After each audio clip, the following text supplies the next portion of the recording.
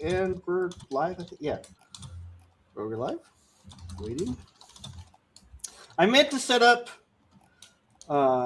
Meld and then Rumble and I was just gonna run everything through Meld. If you want, I played video games all weekend. It's totally my fault. I totally bitched out and just played video games all weekend. So that's on me. Hey, no judgment, no judgment whatsoever. But yeah, if you want, I can walk you through that one of these days. Yeah, maybe this weekend. I'm going to work Saturday, so maybe Saturday evening or something, or Sounds maybe good. Sunday. Maybe Sunday before we do the golf or whatever. Yeah, because it doesn't take too long. Most of it's just trying to get all the. Yeah. The weirdest part is there's going to be no notifications. I can't figure out how to do that without going through a third-party thing that I'm trying to find one that I trust. Well, can you use Stream Elements? Stream Elements, Streamlabs, both of those work. Well, Stream Elements through Meld. Yeah. Streamlabs through Meld. Yeah, no, because it's right. Because it's browser thingy, so it should work that way. I hadn't even thought of that. So thank you. Yeah, I still have my Stream Elements still here, so I'll probably just do that. I wound up turning it off because I had it set through Botrix because Botrix was doing other things, but it's not connected to Rumble, which is a pain in the butt. Okay, welcome into Intelligent episode. Rewind. Let's start over. It's rewind time. Welcome in everybody to Intelligent Aces podcast, episode number 115. I am your host, Main Ace Chase, the main ace of Intelligent Aces. Alongside me, my co-hosts, Nemo, Mimi, and Nightingale. Hello, everyone. How is everybody doing? Better today. Hopefully y'all are doing good as well. Mm-hmm. Toilets work fantastic. So happy. All of them, or just the other one's still shut off, right? Two front ones, yeah. The one that's in my room in the mother-in-law suite, it's shut off. We have to get a different type of plumber for that. They got to repaint the thing. But the front two bathrooms, oh my god, they work so much better. Well, because there's not fucking. Anyway, we're not even we're not. But yeah, no, nope. So try not to bring that up too much on stream or even on here because that's our business.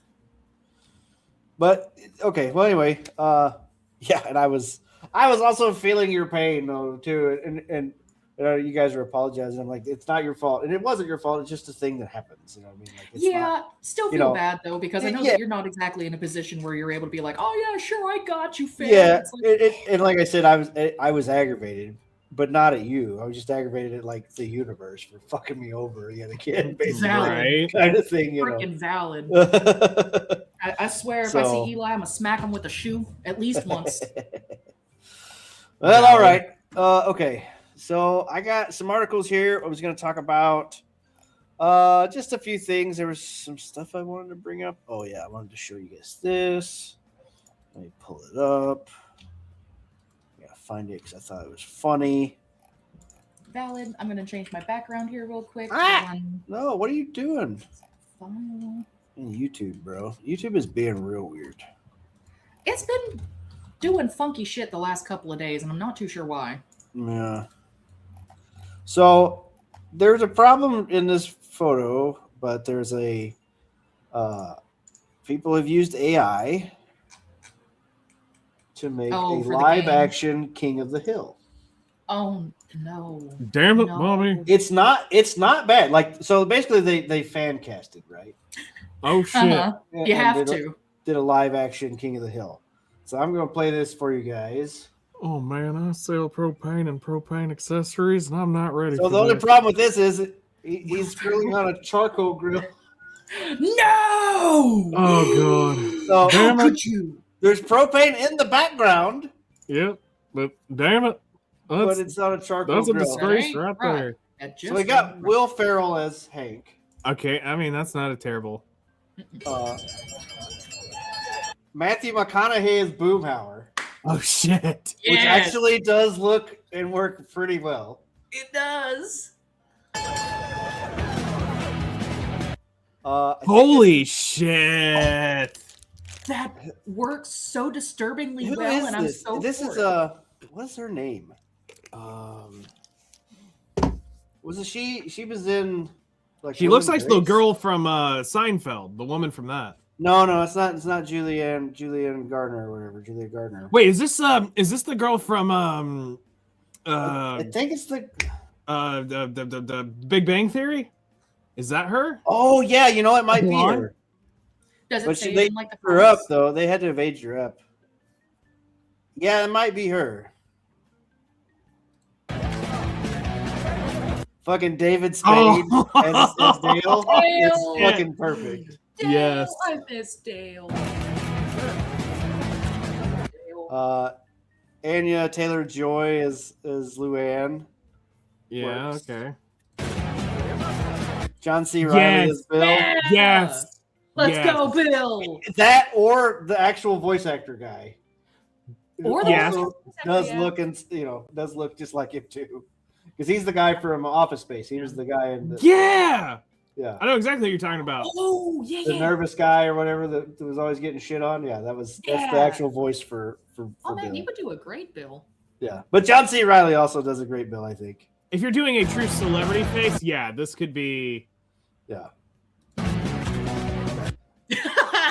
it's not bad. I don't hate it. I think I would think this Khan would need to be older. It would. But What's the other Asian guy that's in all the stuff like from like all the like Degen movies?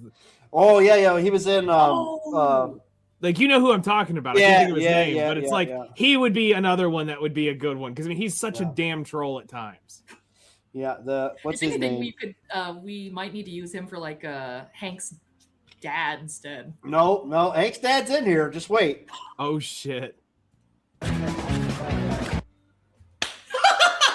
Yes. Okay. Yes. Okay, yeah, no. Yes. I'm all for it. Yeah, Get the no, fuck in there, Danny. Get the fuck in there. I think it's perfect. If they choose anyone else as Cotton, I riot. They don't have cotton. Oh, I mean, not. I'm thinking of the Indian guy. Oh, that's Yeah, Okay, this isn't a terrible God. Bobby. yeah. Redneck? I don't know this kid, but he looks mean- like a Bobby. He looks like a Bobby. I think that's the whole cast there. But Oh yeah, my god. I'd watch So it. actually, honestly, it makes a lot of sense if you're gonna put Will Ferrell. John C. Reilly has to be in it. so here's Because it's like another they do. one. Another fan cast. We got Mm, Cranston. I actually think Will Ferrell does better. yeah. He does. Although this is cool. God damn, that's a young Peggy. That's a How big. about we It's a get someone big else? hair there. But that's yeah. Peggy wanted big hair, but she couldn't pull it.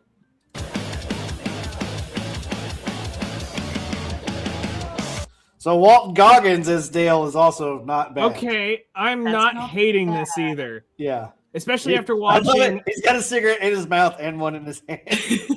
after watching Justified and seeing him as Boyd Crowder and how he pulls off that like Kentucky. Oh, well, he does. Well, yeah, the Southern stuff, but he does Yeah. a lot of stuff. I actually really want to. I see all the fucking like shorts or whatever where it's him. It's like, baby Billy or whatever. Yeah. Stuff. Or it's like after I pay my scientists and all this shit, I don't make nothing. It's a wash. Why do you do it? Well, because I'm kind or whatever. Yep. Okay, I could see him as Dale. Yeah, it's not bad. And then we got John C. Reilly again, but I don't. They put a Why fucking did they mustache. put a mustache I don't on know. him? I don't know, and I don't know what this fucking army shirt shit is either. Well, Bill was part of the army, if you remember. Oh, was he a barber in the army? I guess. Yeah, he was a barber in the army. So he does still occasionally wear an armor. And Woody Harrelson as Boomhauer is not bad either. I like the other one more. Matthew McConaughey, I think, is better. Yeah. It's not He's too bad. built to be Boomhauer, I'll be honest. Well, this is AI. He doesn't look like this. I know, but still. In comparison.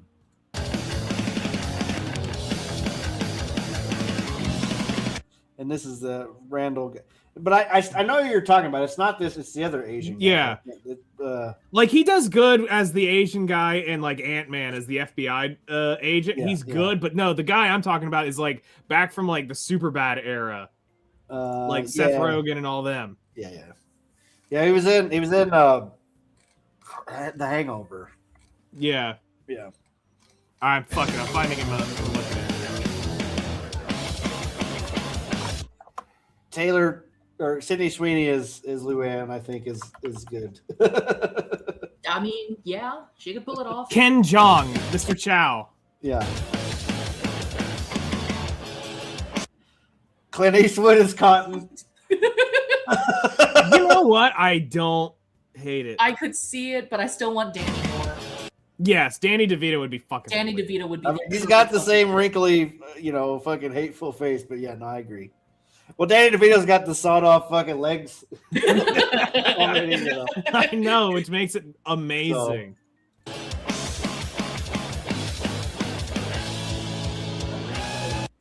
Hey. Aquafina? No. No, not her. I don't want to see her in anything. That the AI actually remembered that the fucking kid exists. Well, Connie is the love interest, right? She is, but funny enough, I don't remember all that many episodes with Connie unless it was a. I remember them with Connie, but I don't remember her in this like glasses outfit stuff.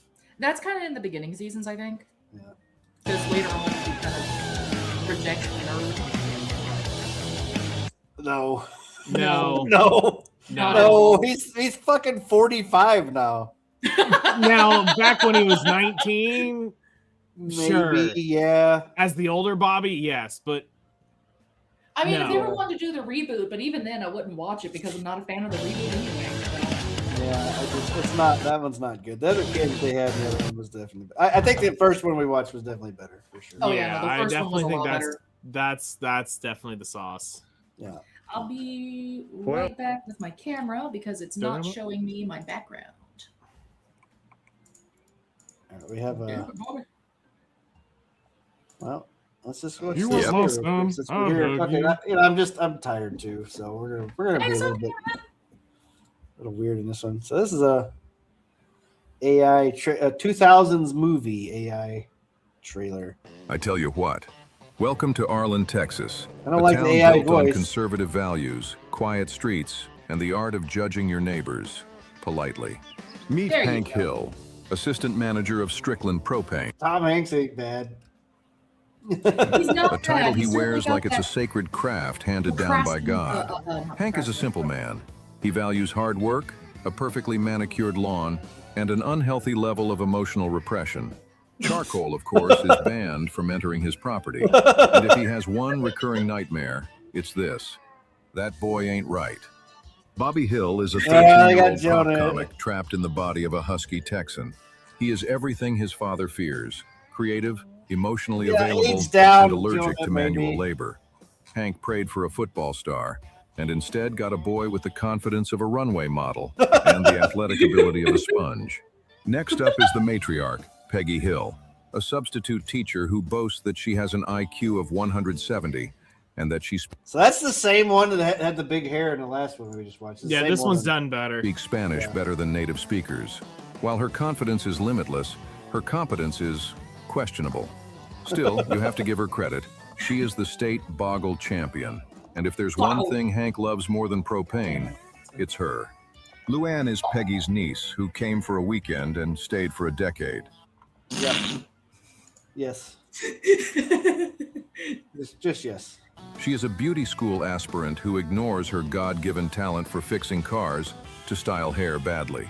While the Hills repress emotion, Luann processes hers through crying fits that last 3 business days, a sock puppet show called The Manger Babies, and a marriage to a man twice her age. Dale is Hank's next-door neighbor and the president of the Arlen Gun Club. He is a chain-smoking survivalist who trusts no one, fears the government, and inhales more poison than the bugs he kills. Dale knows the truth about aliens and the Kennedy assassination, yet remains the only man in Texas unable to solve the mystery of why his son Joseph is 6'2" and Native American. Yeah. And when cornered, pockets sand. Across the alley is Bill Dautrieve, an army sergeant who serves his country with a pair of scissors and a comb. Once, he was the Billdozer, a high school football god. Now he is a man hollowed out by divorce, living in a shrine to his ex-wife Lenore. And living the life that Bill thought he was set for in high school is Boomhauer.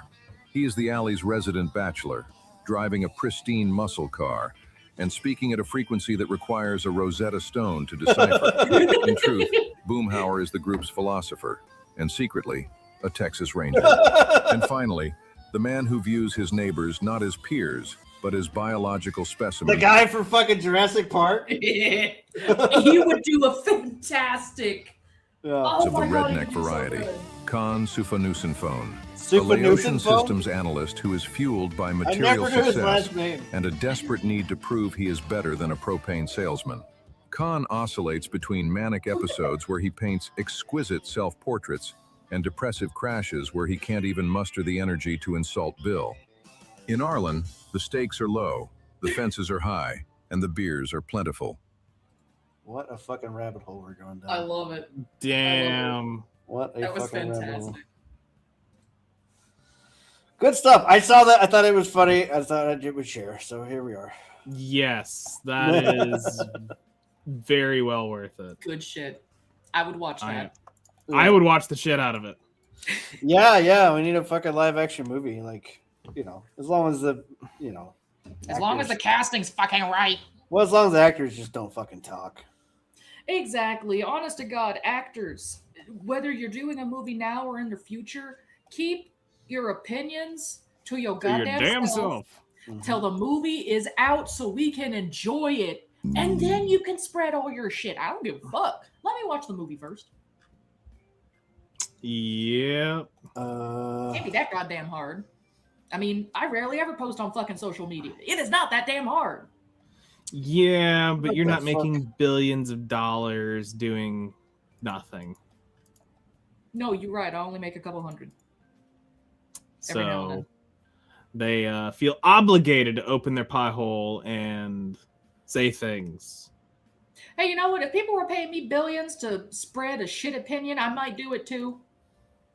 B will sell out for money just to make my family comfortable. That's logical B talk. Being. So did you know? Probably not. Did you hear about GameStop? Oh, trying to buy out eBay.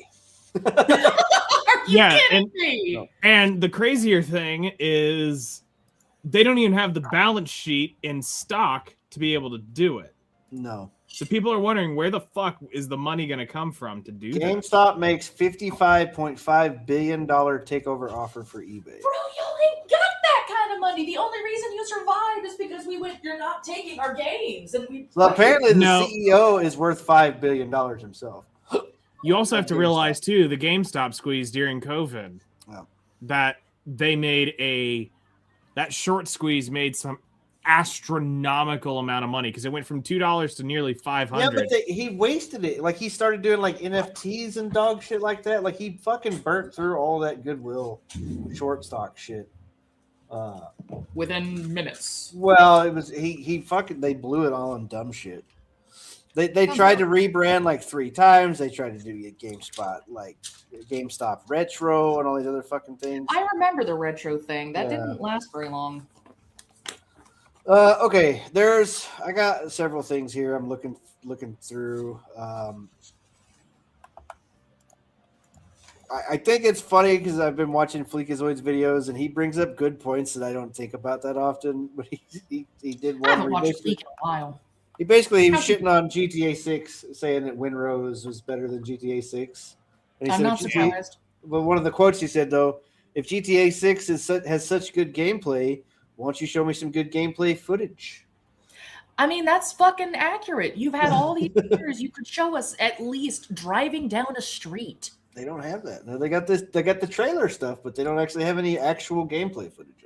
It's like, I'll tell you something now, devs. I know you're not listening, but I mean, maybe somewhere out in the ether, you'll get this message from a very concerned bee. If you want your game to sell, give us some fucking footage. Well, I mean, there's also a couple things here from that I'm seeing from them as well. Basically, Take-Two CEO players or console players are core customers for Rockstar, even though right now PC players are over 50% of the market at this point. Mm-hmm. And then you're narrowing yourself down again to basically just PlayStation, because nobody really bought an Xbox this go round. From what I remember, there was a whole thing of him going like, "Oh yeah, well if we can entice them to buy this on here and blah blah blah blah blah." Well, I mean, I think GTA 6 will move consoles some, but I think a lot of PC players are gonna just fucking wait. I know I am. I have no interest of buying anything on. I'm gonna wait. Why would you want to buy a? Why would you want to buy a $1,000 console? Well, it's like I already even have a PS5. Like I already have a console to play it. I'm not going to buy it on the console that I have. And yes, I mean, you can still pick one up for like $400 or whatever. So people still may spend $400 on a console to buy GTA because they've waited 10 years and then I guess GTA tickled them and they have to get revenge. I don't know. Tickle. So that leads me into the other article here that I have pulled up. Rockstar should raise GTA 6's price for good of the entire industry, says Bank of America. Hey, Bank of America, go fuck yourself. Go fuck yourself.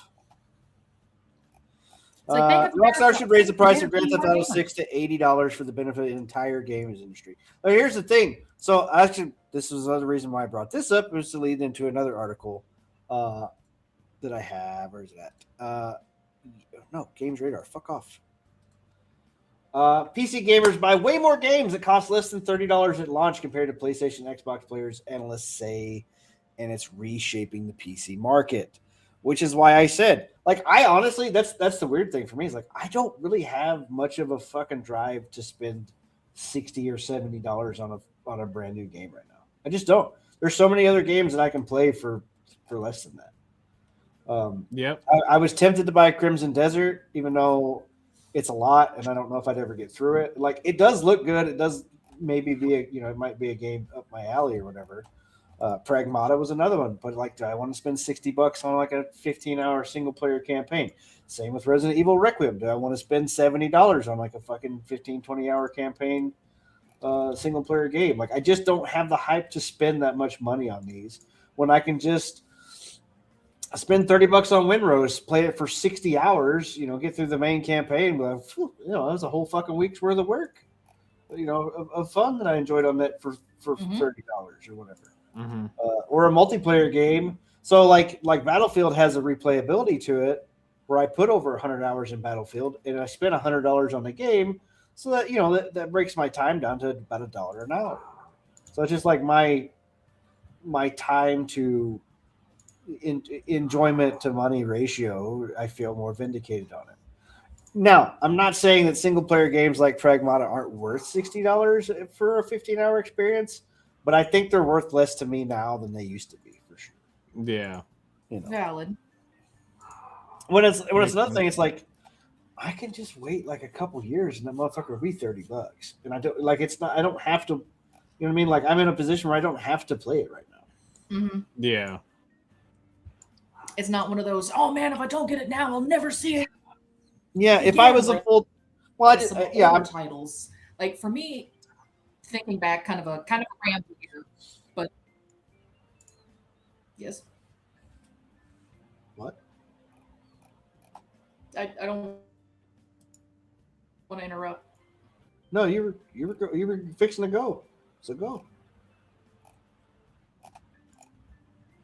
I'm sorry, things reloaded there for a minute. There was a game that I was hunting for in middle school for like 2 years, and I didn't manage to get it until I wound up finding it, of all places, in a freaking garage sale. It was the Ragnarok game for, I think it was the 3DS. It might not. I think it was just a regular 2DS. But in either case, it took me 2 years to find that game. Now, if games were still like that, I could understand raising the price and things like that. But there is no limited number of them anymore because every game is online. Yeah. That was my ramble. Sorry. Yeah, I mean, it's weird to me too because, like, I don't know. I guess maybe it's just my perception has changed some in the last few years because I was still buying full price games when they really appealed to me. It's just there's less and less that's been really appealing to me. Even though Resident Evil 9 should be up my alley, I'm still a huge Resident Evil fan. Oh yeah. It's just like I just I don't want to spend $70 on it. Pragmata, like I said, another great looking game. Like I kind of wanted to play, but like that hype train thing that they did. I love the fucking reflection of my hand. Look at that god hand. Damn. Start playing Halo music. Right. We need to bring in Ajax and put him in the same area. Right. Maybe he'll blow too. Come here. Get up here. I step out to the back porch and all of a sudden there's this bird staring at me like, "Fuck you doing?" We're gonna go bigger screen on this. Come here. I hear the baby. Come here. Get over it. Oh god, this is about to block the sun out. Ready? Yep. Oh, he's blind. Poor baby. He's like, it hurts. All right. You good? He says.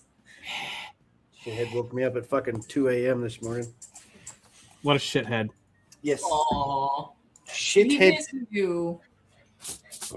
He what? No, he doesn't. I have to keep sinking lower and lower because the sun's like getting in my eyeballs. I'm hiding behind my monitor right now. I need to put curtains up over that window. It is terrible. Here, I'll show you. Where are you? Oh God. Yeah, no, you need to put like a blanket or something over that shit. So I mean, that looks like that's 15, 20 feet off the yeah, ground. it's fucking 12 feet high. Fuck. It's a giant, tall ass fucking window. I need to get an extension ladder in here to do it. Okay. What the hell was I at?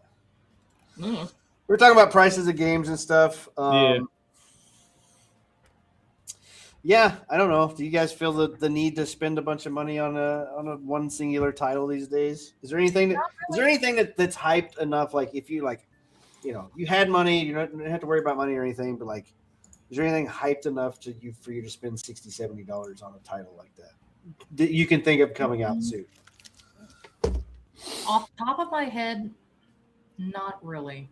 Assassin's Creed. Maybe. Well, Maybe. it's 50, right? It's 49. I think they've announced that it was $50. Let me check that. Yeah. But I mean, that would be the closest thing for me would be if I'm paying roughly full price, it's probably going to be that. If not, I'm curious. It's so weird that people are torn between it, and I do still have what did you say? What? $59.99 for the It's basic. $59. I thought they announced it was $49. And the deluxe is listed for $69.99. Oh well, there's a collector's edition. It's $200. Yeah, the collector's edition will always be more, but if you want the deluxe, it's $70, and if you want the basic, it's $60, which isn't bad. I thought they announced that shit for $50. Where did I hear $50 at? I don't know. I don't know either, but I thought I heard it $50. Anyway, yeah. So maybe Black Flag, maybe. Maybe there's not a lot of games that I can actively say that I'm like. I know that my wish list is ever growing and horribly expansive, but I can't really think of any games right off the bat that I want. I will say that if a game like Ananta came out and they charged $50, $60 for just a fucking single player campaign style game, I would pay for a game like that. Instead of it being free to play with all the predatory dog shit that they normally put in these free to play games. Mm-hmm. Even though it's not supposed to be gotcha, like character gotcha. Yeah. It's cosmetic gotcha, but like still yet. Well, I decided to check on Humble Bundle to check what last month's bundle was. Do either one of you want a copy of Assassin's Creed Valhalla? I have it already. Maybe I'll end up doing a giveaway or something here in the next couple days. Yeah, I'd have to re-download it, but yeah, I already have it. I actually got it for free when I bought my first graphics card. Nice. Came with my graphics card or something. Sounds about right. Yeah, I should have looked because there's like not a single fucking game from last month that I'm actually interested in. In fact, let's just look at a list of games coming out and to be released in 2026. GameSpot, I guess. The GameSpot. All right, so we are in May. All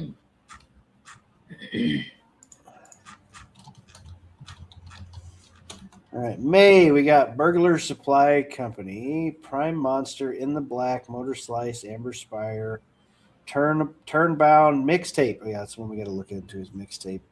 War Drum, Hellbreak, Battlestar Galactica, Outbound, Call of Elder Gods. What's this? No. That looks like dog shit. No.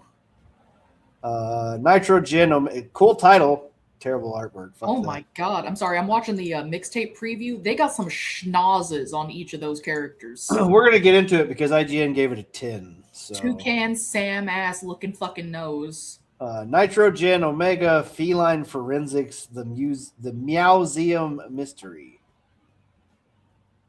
No. Meow. Gold Adventure Gold Adventure Gold.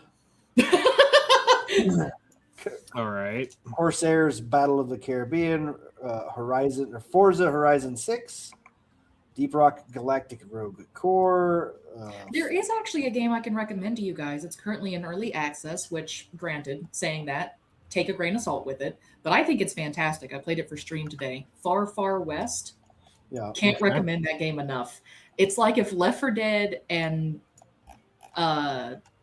Red Dead had a fucking baby with robots. Risk of Rain style. It's fantastic. Yeah, maybe.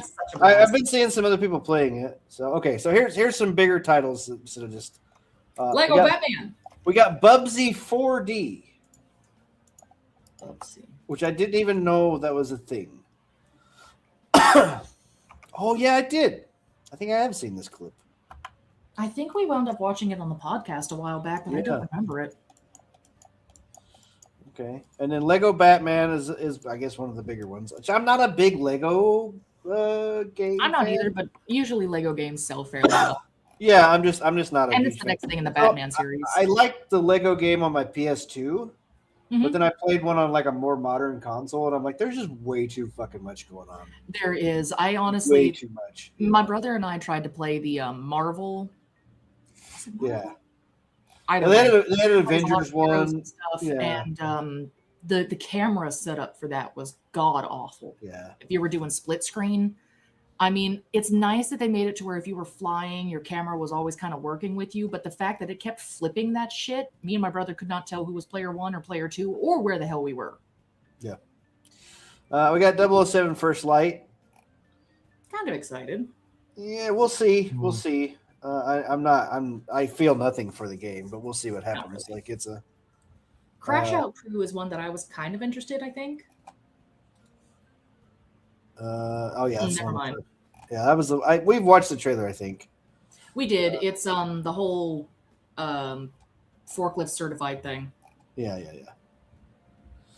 Okay, now we're into June. I'm just kind of scrolling through to see which ones are. I think we got Masters of the Universe. So what's the He-Man game? Yeah, but I think it got delayed a bit. Yeah, it's okay. So Solar Punk, Stellar Interface, R Tactics, Adventures of Elliot, Dead or Alive 6 Last Round, Drive Rally. So nothing really coming out in June.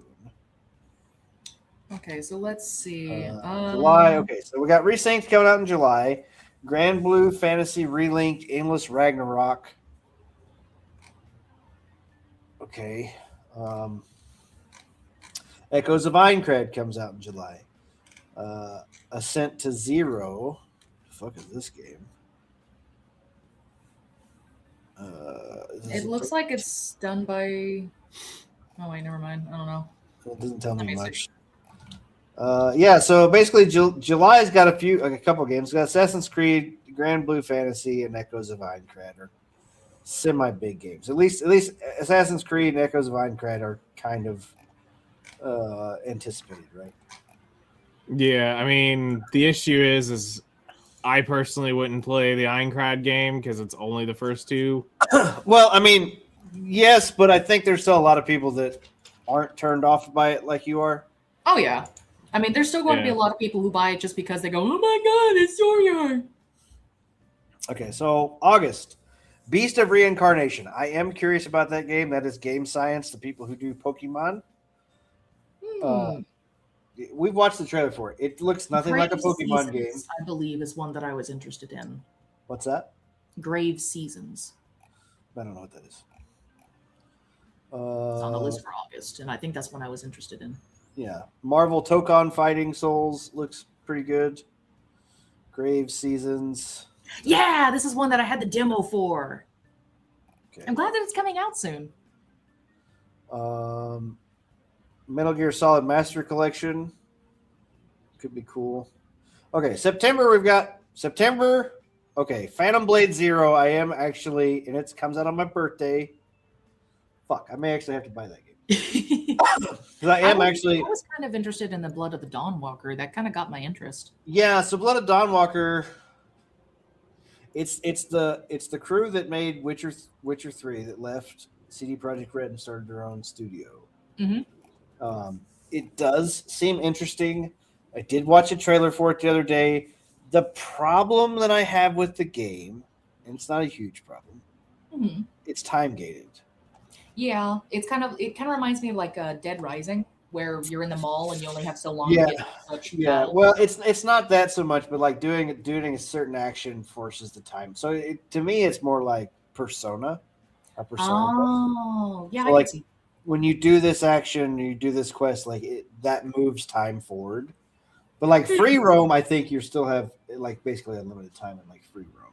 But like when you do a mission or you do a certain action, it moves time forward, and you only have so many days in game to do it. Gotcha. So, Blood of Dawnwalker, Phantom Blade Zero, and Marvel's Wolverine, all coming out in September. Doesn't Marvel's Wolverine have fucking avocado baby's fingers on it though? Yes and no. I thought they fired them, but that doesn't mean they couldn't have hired a fucking other consultant agency with the same people. For me, the thought is they can fire them, but that doesn't mean that they've removed their influence. Yeah, so we'll see. And that's the shitty part. And it's just like, I don't trust PlayStation. I don't trust Sony first party. I really don't. Yeah. At this point, they have fucked over so much stuff. So often. Yeah, in the last, and we read an article last week or week before last where Shohei Yoshida, when he left and got fired from Sony, basically everything that they've put out since then has been dog shit. The last game he worked on was Ghost of Tsushima, and that was, to me, the last good PlayStation game that they came out with. So we'll see. I was super duper hyped about a Marvel Wolverine made by Insomniac when it first was first teased in like we all were. We were like, oh, 2019, but since then it's been 6-7 years of Sony's fuck ups. So I don't know. We shall see. Galactic Racer, Star Wars. I don't give a fuck about Star Wars, so I'm sure somebody's gonna like it, not me. And then potentially Grand Theft Auto in November. I'm more willing to put my money on it being backtracked again because the creator, the CEO, is coming out. Ace Combat 8 is another one that I am actually looking forward to. Valid, but yeah, no, I'm willing to put what few dollars I have on the fact that probably GTA 6 is going to get pushed back because the dude's been coming out and saying, "Oh, I'm terrified of it." And brr, brr, brr, brr, brr. Well, dude, they haven't showed a demo. The only thing they've shown is the same trailer. I don't think they've showed any new footage since that one trailer that they put out last year or whatever. And it's like, guys, you have to give us something. Yes, there is going to be the lemming that will throw their wallet at you, just like, any other game or diehard fan of the GTA series. But I've been with my brother playing GTA since PlayStation 1, and I don't trust it. You're not giving us anything. I got more after waiting for almost 10 years on Dead Island 2. Okay, and a lot of people still shit on that game. I think it's pretty good. I had a grand time playing it, but like you gotta give us something. Don't pull a fucking high guard. Give us one thing and then go, yeah, that's well. good. The thing is, like, so fucking, they've made $5 billion on fucking shark cards alone. Exactly. Like they got a big enough dick to fucking swing it around, I guess. But at the same time, it's like, I don't know. Like, the industry is in such a weird flux phase for me. Like, it's not a guaranteed buy for me. It matters not how It well should be. your dick GTA swings. 6 should be a guaranteed buy for most gamers. It's not. It should, but I mean, if they're not going to show us anything, then we'll see. why would we trust them? So looking here at the undated games, which I think is kind of funny. So we got Ace Combat 8. I am looking forward to that one. Yeah, although I don't think it's a game I'll spend $70 on. Even though I like the Ace Combat games, it's not a fucking day one purchase for me. Looking through all these Animo, possibly this year still. I still want to play Animo. Why won't they let me into beta? Open the door.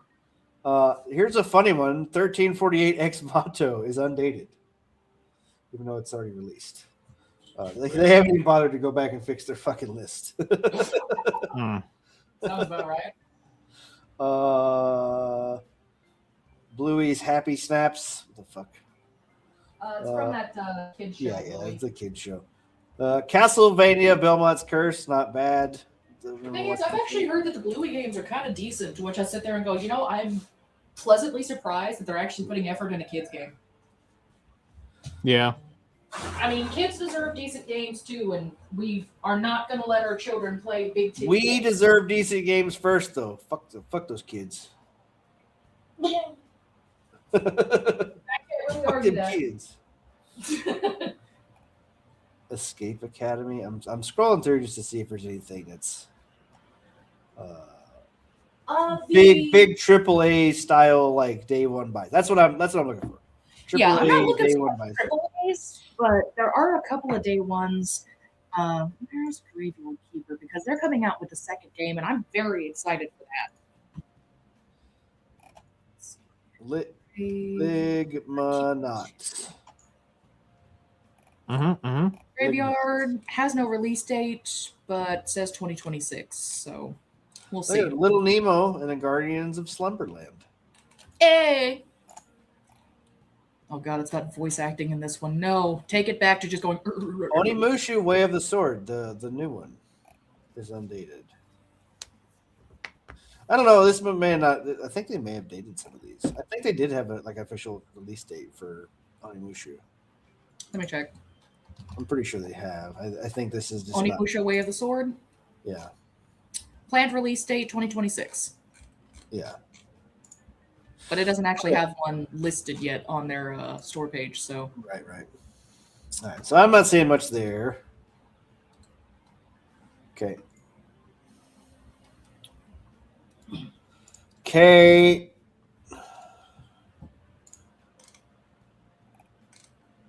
Let me in, Animo, please. I have done so many messages. Omananor. Oh no, that's not what I wanted. Hey, we see you're interested in this. Would you like to play Wuthering Waves? No.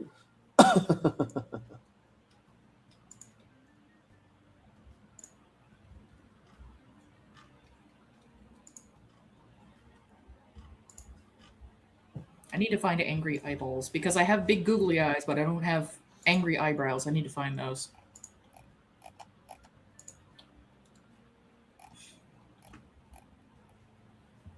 Oh fuck! I stopped the fucking thing. The share. Not share. Are you or a loved one a little mark-ass trick and you can't stand the look of yourself in the motherfucking mirror? Maybe it's Triact. With a couple sprays of Triact juicy bullshit up your motherfucking nose holes, you'll finally act like a grown-up. Try acting like a motherfucking adult for once in your life. Today, bitch. Bitch.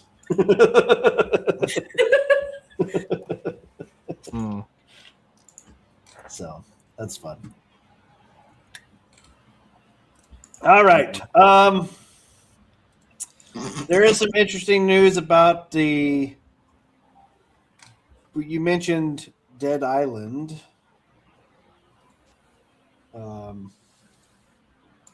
Dying Light franchise director steps down after 13 years at Techland.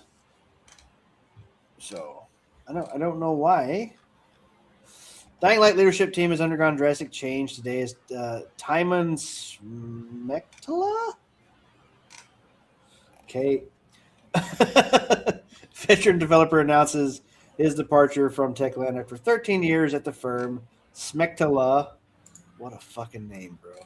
Smektala. Started with Techland in May 2013, working as a game designer. Okay. Departure the company having Dying Light the Beast. Moving on to a new chapter, an incredibly new journey. I'm proud of what we built. Thank you for telling. So it doesn't say why he's leaving. Okay, they're cool.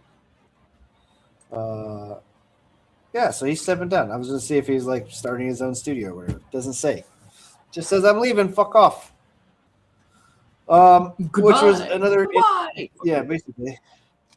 Fuck is it? So yeah, I thought this was fun since I was a Techland guy retiring, and then we've got this news from Techland as well. Leaked assets indicate we might be heading to Japan in Dying Light 3. Ooh, so that could be fun. Dying Light the Beast was fantastic, honestly. Like it was really good. Like it was like it was a really fun game at the time. I need to go back and play it again. They apparently added survival mechanics into it where you have to like keep your thirst and really? Yeah, stuff in it. Which they added a bunch of those assets into the game, but they were just like they just give you health points, really. And so I think they were adding like a survival. Like you got to maintain that. You got to maintain your maybe sleep. I don't know. Okay. Pretty cool. So yeah, Japan Dying Light. So Japan Nazis, or Nazis, not Japan zombies. Jesus Christ! I'm tired of this. Sounds like it.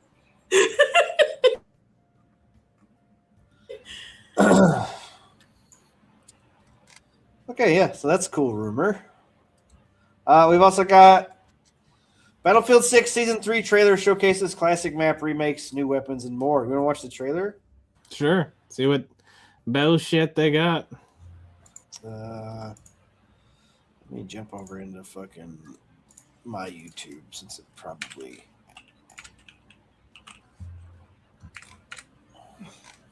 it's one thing, too, about Battlefield 6 that kind of upset me was... It never gave me a fucking practice arena where I could learn to fly the fucking helicopters and shit.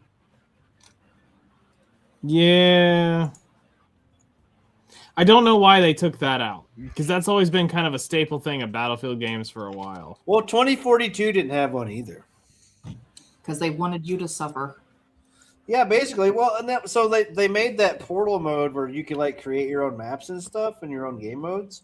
Mm-hmm. And there's people that made like training courses to go in and you could learn to fly the helicopter shit. And then EA completely fucked over the portal system, and it just didn't even work. Like the first week I tried it, the first week in the game, and by like week 3, portal was completely useless, and they completely fucked it over. It didn't even work. Like all those maps that had like cool, like there was one that was like a jet race.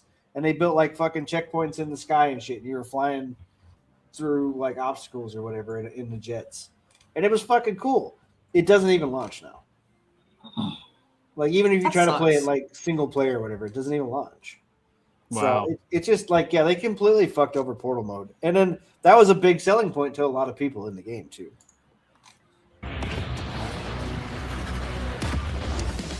Javelin. Is that APC?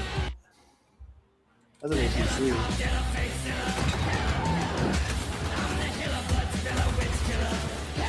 Alright, hang on, let me mute this shit.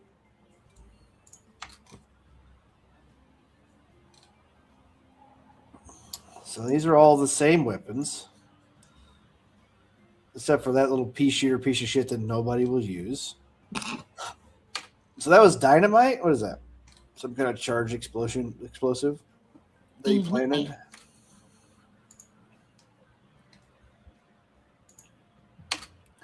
One ranked battle. So they bring boats in, but boats are only in the fucking battle royale.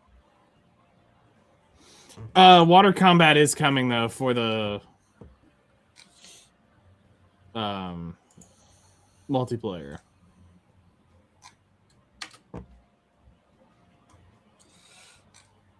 I don't see anything really. I'm gonna be honest with you. I don't see shit that makes me want to come back and play this game. Because the map, like they said, one returning map, which I'm not super familiar with the Battlefield franchise, so I guess I won't even recognize. That's Goldmine Railway that they're on right there, or whatever it is. It's fine. It's a massive map if I remember it right. Yeah, but I mean, are they going to fucking section it off? Because the maps weren't that big. They were big, but they weren't like Battlefield big. Battlefield 3 even had bigger maps. Oh yeah, that was a Battlefield 3 map. Yeah. Wow. Somebody's flying low. Like a helicopter flying over? Yeah, they've been doing that about every other day or so. I'm like, y'all flying real fucking low, but just by luck, you run into the goddamn house. What the hell am I gonna do then? Hey, man!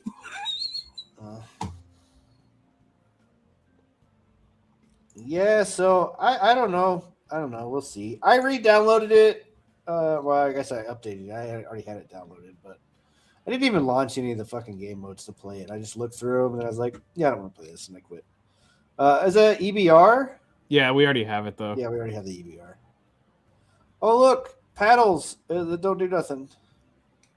Oh, bizarre. Shit. They barely even heal. PP9019, don't care.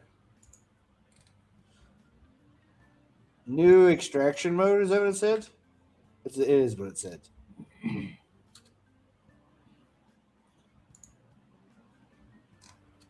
New mode, obliteration. Obliteration. Oh.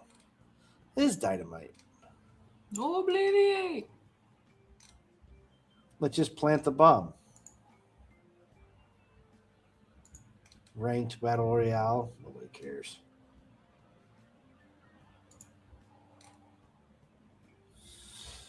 I don't know. We'll see. We'll see. 2026 roadmap. As the struggle between NATO and Pax Armada unfolds on battlefield servers around the world, we wanted to take a moment to share our vision for the future of Battlefield 6 and RedSec directly with you. We're here to lay out where the year ahead takes us, from maps and modes to features that we know you've been asking for. But first, why is it so fucking jumpy? All of the feedback and your passion for Battlefield. It's dropping frames inside the window. Why? Weird. Highlights the amazing Causes a ingenuity and creative ways thick our boy. community plays in our Battlefield sandbox. But today is about looking ahead at what you can expect from Battlefield 6 and RedSec. More cosmetic bullshit. Yeah, buddy. And listen, we've heard your feedback about the kind of map. Yeah, we're not gonna give it to you. Go fuck yourself. That is why Season 3 opens with our reimagining of a classic Battlefield 4 map, Railway to Goldwood, which will be the biggest map in Battlefield 6 yet. Nearly 4 times the size of Mirak. Yeah, I can't wait for none of my missiles to ever hit an aircraft, ever. This fan favorite has been optimized to match Battlefield 6's visual quality. And Train is cool. This means we're introducing new cover, larger aerial spaces, and Wait. Didn't they... Was it this game? No. Yes. Wait, what? Wasn't there a game where they were talking about using the train as a capture point? Was that Battlefield 4? Yeah, you used to have to capture the part on a train. Yeah. Okay. It seems like I played this map maybe on like a Portals thing in 2042, where you had to capture the point on the train. Okay. It's a pain in the dick to get to. It did ring a bell for me. When it comes to close quarter combat and long range engagement. Oh, look, you get to be a filthy sniper main. From sight lines to vehicle balance to time to kill to cover and more. We already have a lot of feedback to get the map ready. What are you again? We're a recon man. I don't know what you're talking about. Yeah, recon man. Exactly, that's exactly what you are. Filthy sniper main. Our updated take on Battlefield 3's Grand Bazaar.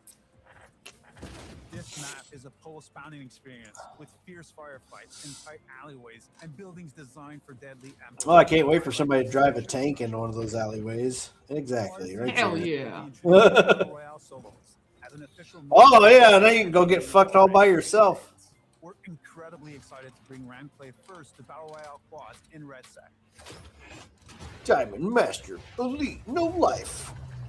We're looking forward to getting your feedback and building this experience with you in and out of Battlefield Labs.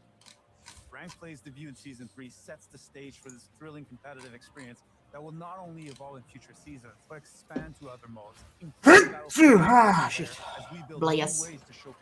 See, that aggravates me very much. So look at this. It aggravated him so hard he sneezed. Yeah, it did. So they fucking strapped C4 to the drone, which you can do, by the way. Except it makes the drone's life like 3 seconds, and then the battery dies. That's no fun. But yet in Battle Royale, you can do it. It's an actual full thing. Well, in Battle Royale, you can actually just detonate the drone. Yeah, that's how. It's already got C4 on it. To other modes, including Battlefield 6 multiplayer, as we build new ways to showcase your skills in Battlefield. But the thing is, like that right there where he clicked it, that was the actual C4 detonator. And with it, we'll know of land, air, and sea powers. That's naval warfare. Seaman. Both Battlefield 6 and Red Dead. As you take well, that's Season 4? Yeah. Maybe I'll come back to Season 4. Called Sue Reef, even larger than Goldman. Sue Reef! Air and sea spaces. That actually does look like a cool map. Super fucking annoying. And that's not all for Season 4. We also have the return to Wake Island, one of the most celebrated maps in the series history. Aircraft carriers with Wait. New naval-based vehicles, dynamic wave system that makes ocean combat even more intense, and of course, naval-based challenges with exclusive rewards. Oh shit! Shooting from the carrier again? Fuck. Guess it's time to go back and be a Navy SEAL. Since launch, we've heard of several features you'd like to see in Battlefield yes. and RedSec. We plan on bringing these to you this year. You mean a feature like I can actually train in the fucking vehicles? Denied. To make sure Battlefield rewards your passion for the series. We'll give you more details as we begin testing them in labs to gather your feedback.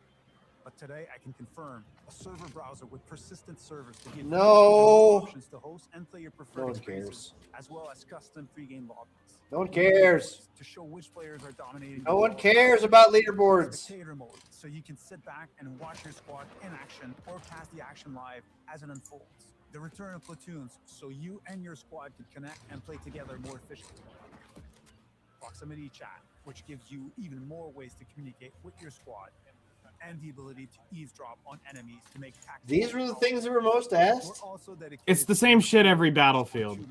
New Sobek and Blackwell fields using Battlefield Labs to help raise the quality bar on both based on your oh good, so the sun will be even more in your eyes. And after we've worked with you to yeah, buddy. And the sun sets in the south too in that map, by the way. Open series as promised. The pinnacle of competition in Battlefield. Today, I can also confirm that as a holiday surprise, we'll be dropping a third map into Season 5. You'll have to wait to learn about them, but I will. You'll have to wait until we release Battlefield 6 again. We have so much amazing. We're gonna drop a new Battlefield map in Battlefield 7. To bring Battlefield's brand of chaos to life. The return of Another $100, please. Hell yeah. Requested features will launch and continue to build alongside Soul of your firstborn. I still don't see a fucking practice map, for fuck's sake. Give us a fucking range, bro. Denied. Gameplay experience of Battlefield even better.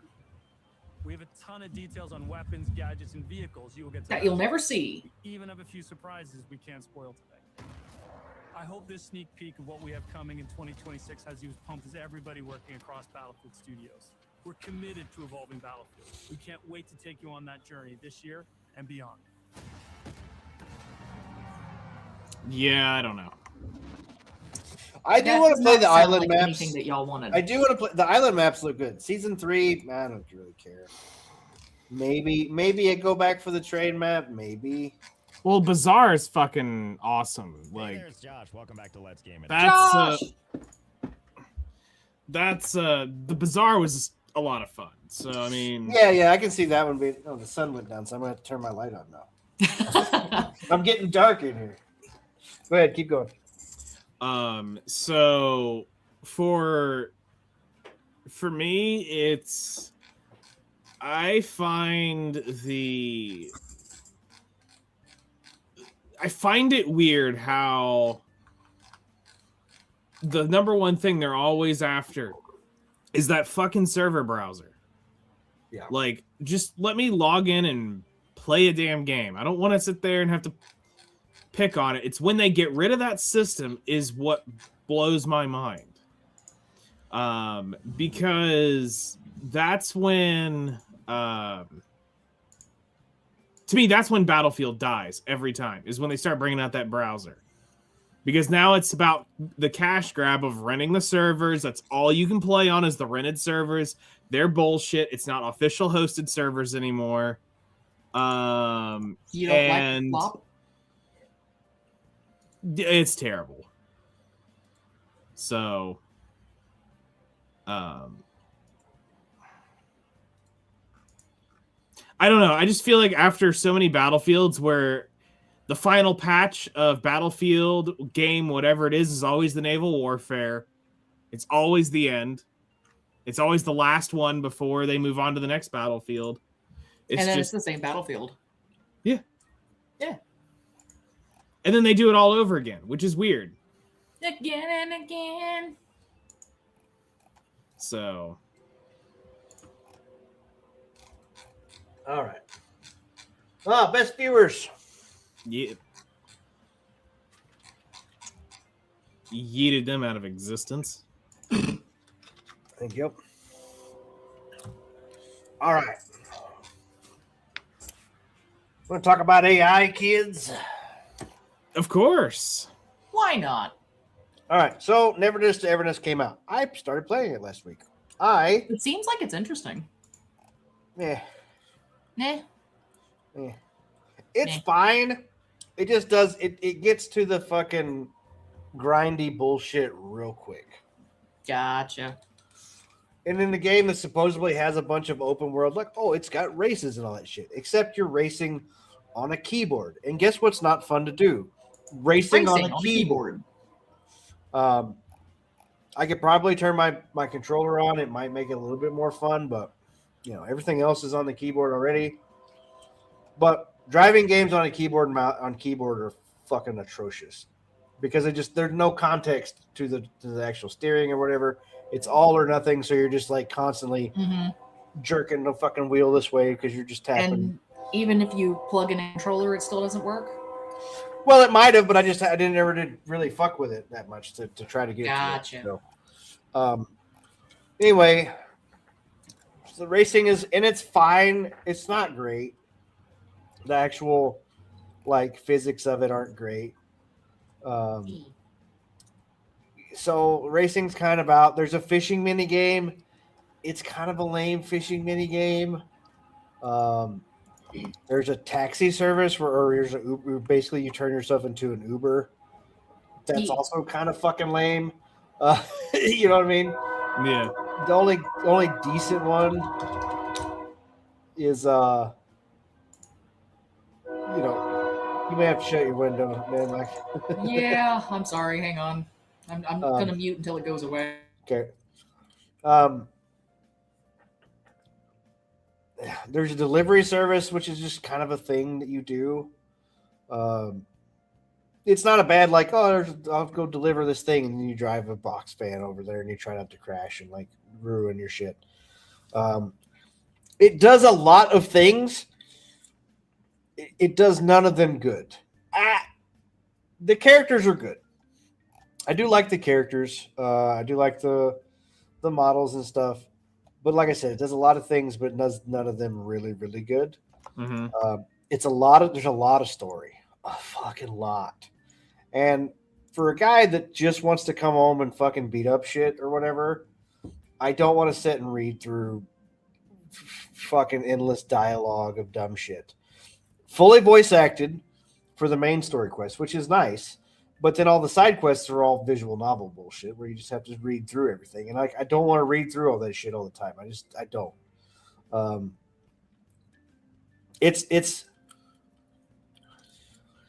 It does a lot of interesting things, but at the same time, I don't think I'm going to be able to keep playing it.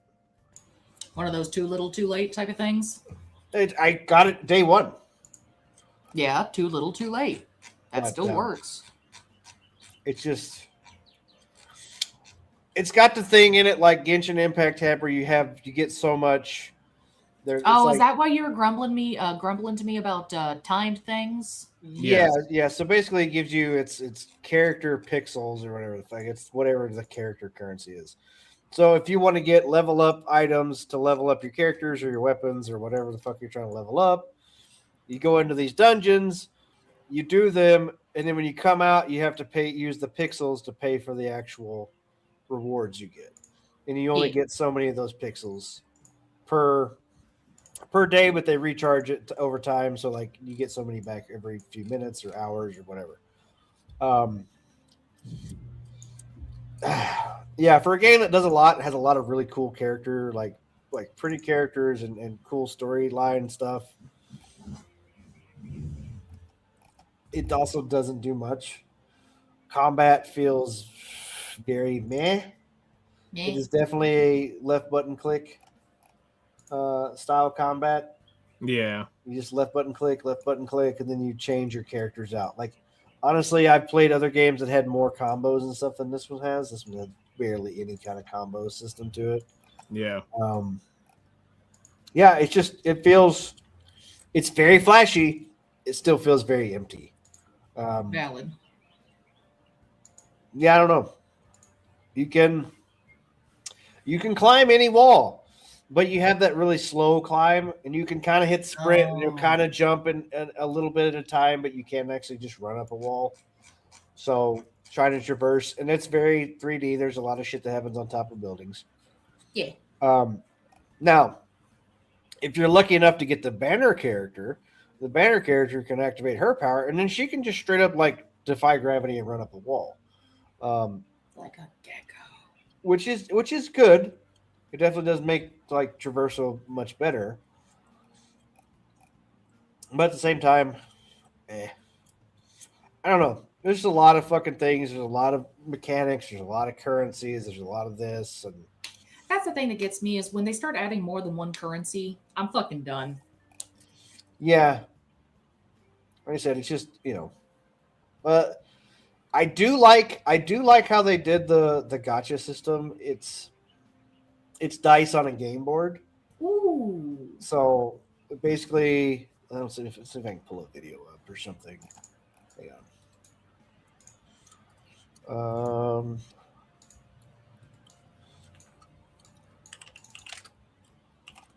There we go. Now I've got it on my eyebrow.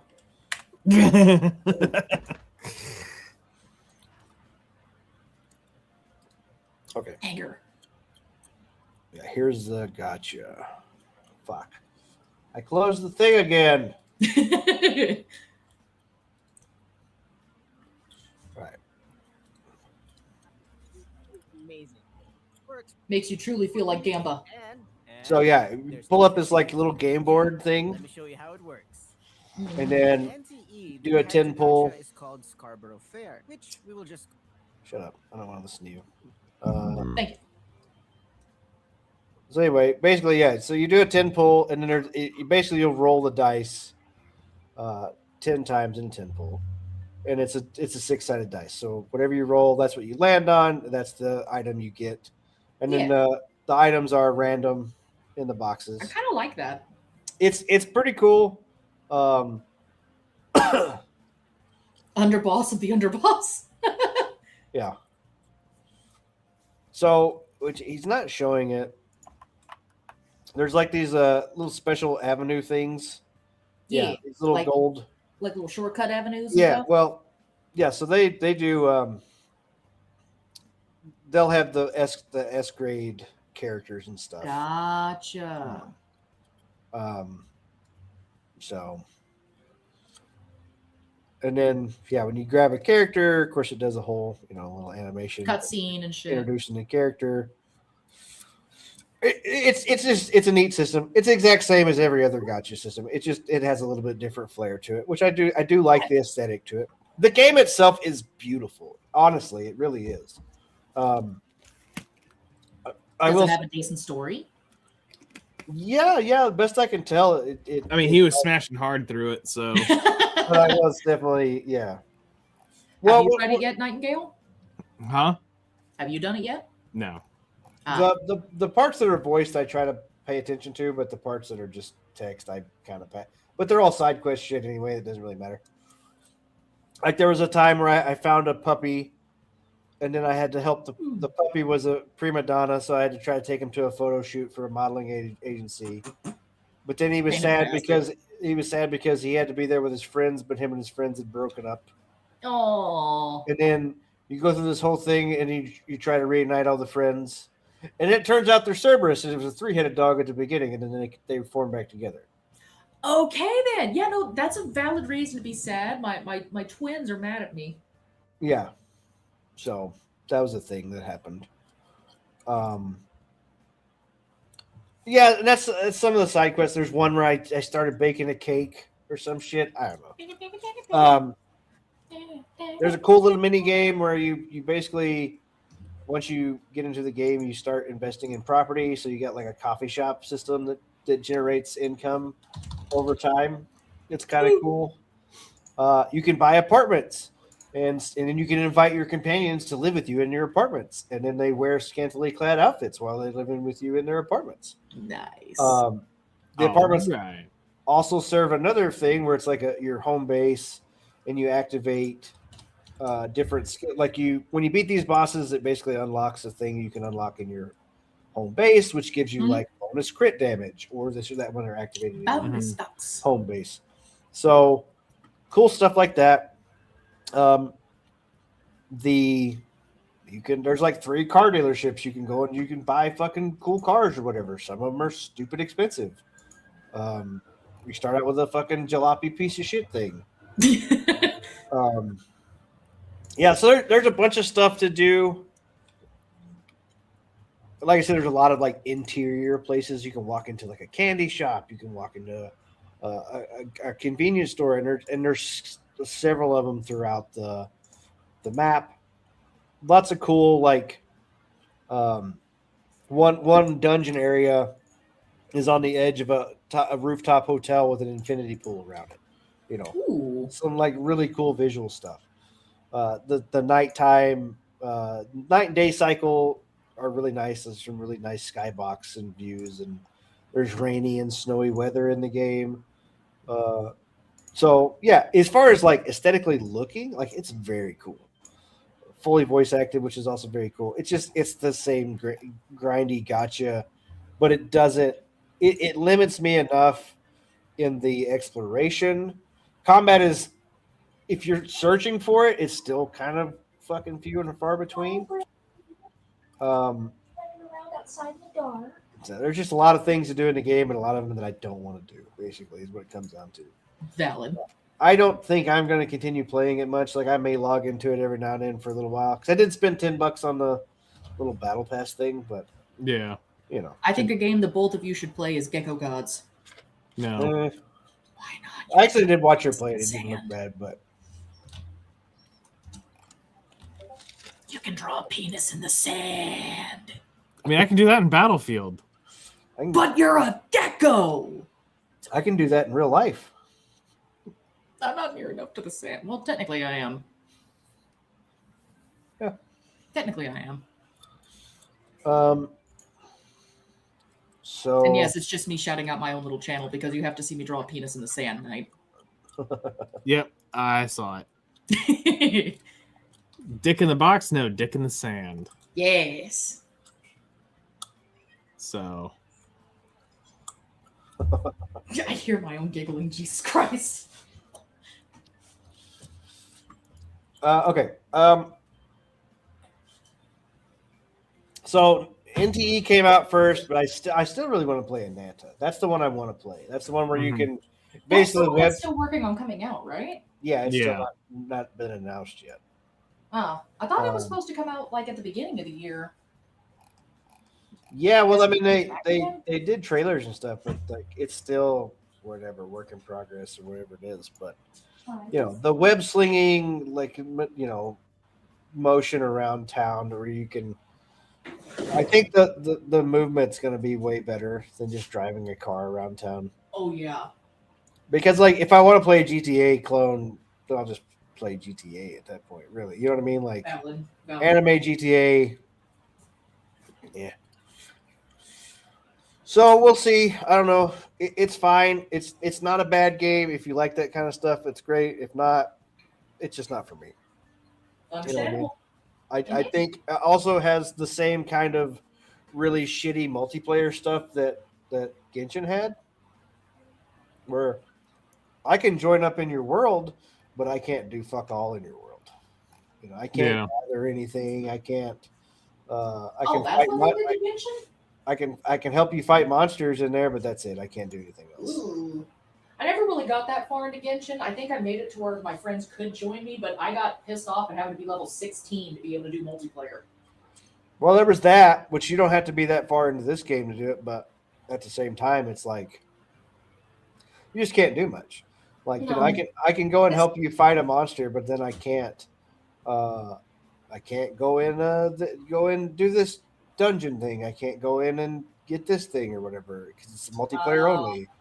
Or you can't do this in multiplayer. That sucks. What's the point of multiplayer? Yeah. So multiplayer and all the Genshin Impact games have been absolutely garbage. Yeah. Because the idea of them is basically you can go to your friend's world, but you can't do shit in it. And it's been the same in every fucking game, and it makes no damn sense. That's so except stupid. For Tower of Fantasy. Yeah. Tower of Fantasy was like a legit. Actually good. It was like you could legit just fucking you could join up with your friends. You could all fuck off to different sides of the map.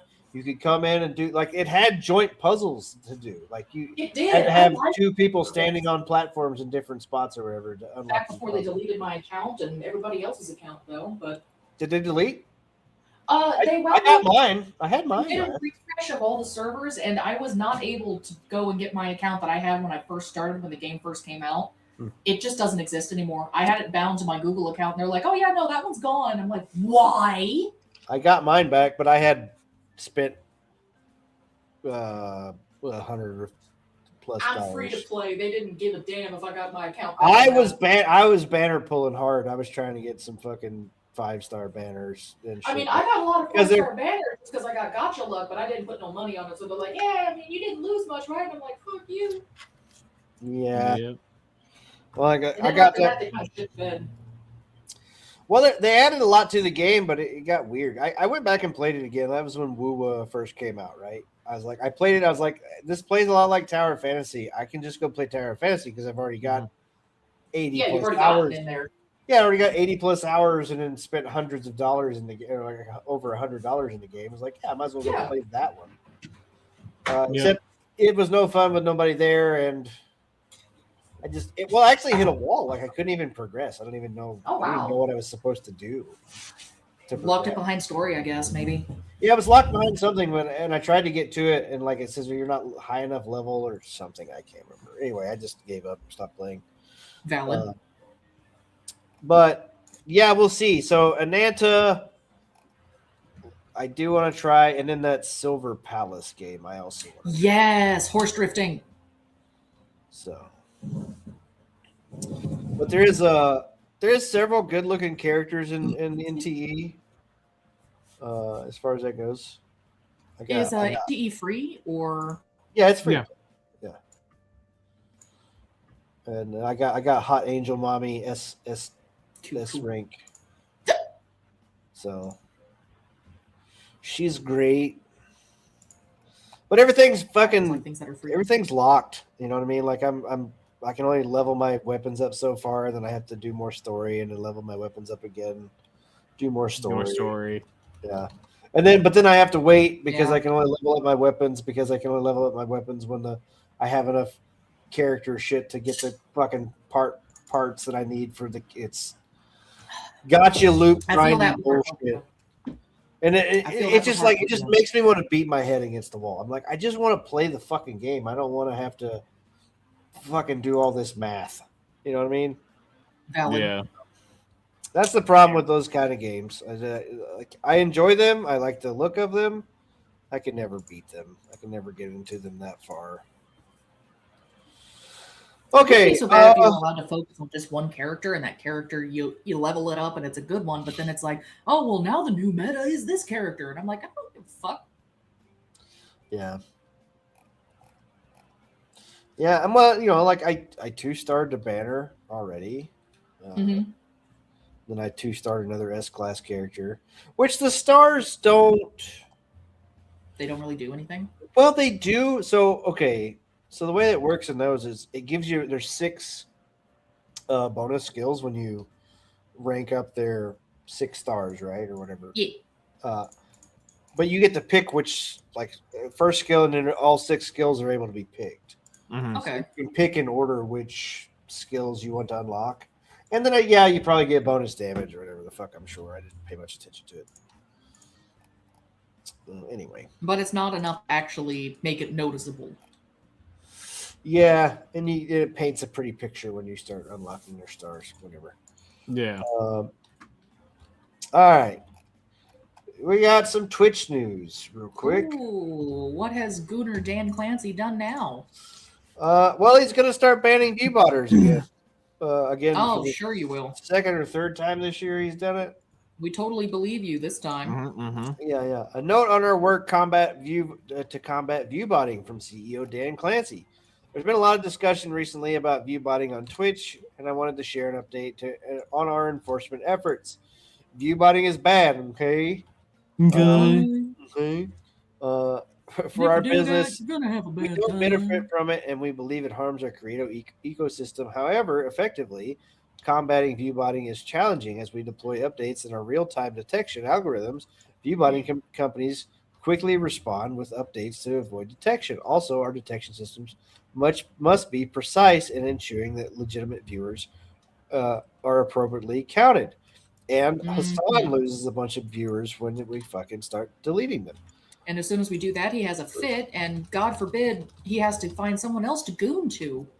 Well, supposedly that Kai Sinet guy, I don't think he's fucking started streaming again since they started doing the viewbotting thing. I think you might be right. He just kind of flat disappeared after that. Yeah, I don't think he's streamed at all since then. Also, Fillion hasn't streamed since December. Fillion fucking disappeared. I'm worried about her. Yeah, there's a bunch of weird rumors about that too. I have no idea what the fuck you're talking about. So Fillion was a pretty popular VTuber. She used a free model in VR chat. Did a bunch of she would do backflips and this crazy stuff. And she kind of blew up and was doing really good and genuinely entertaining to watch.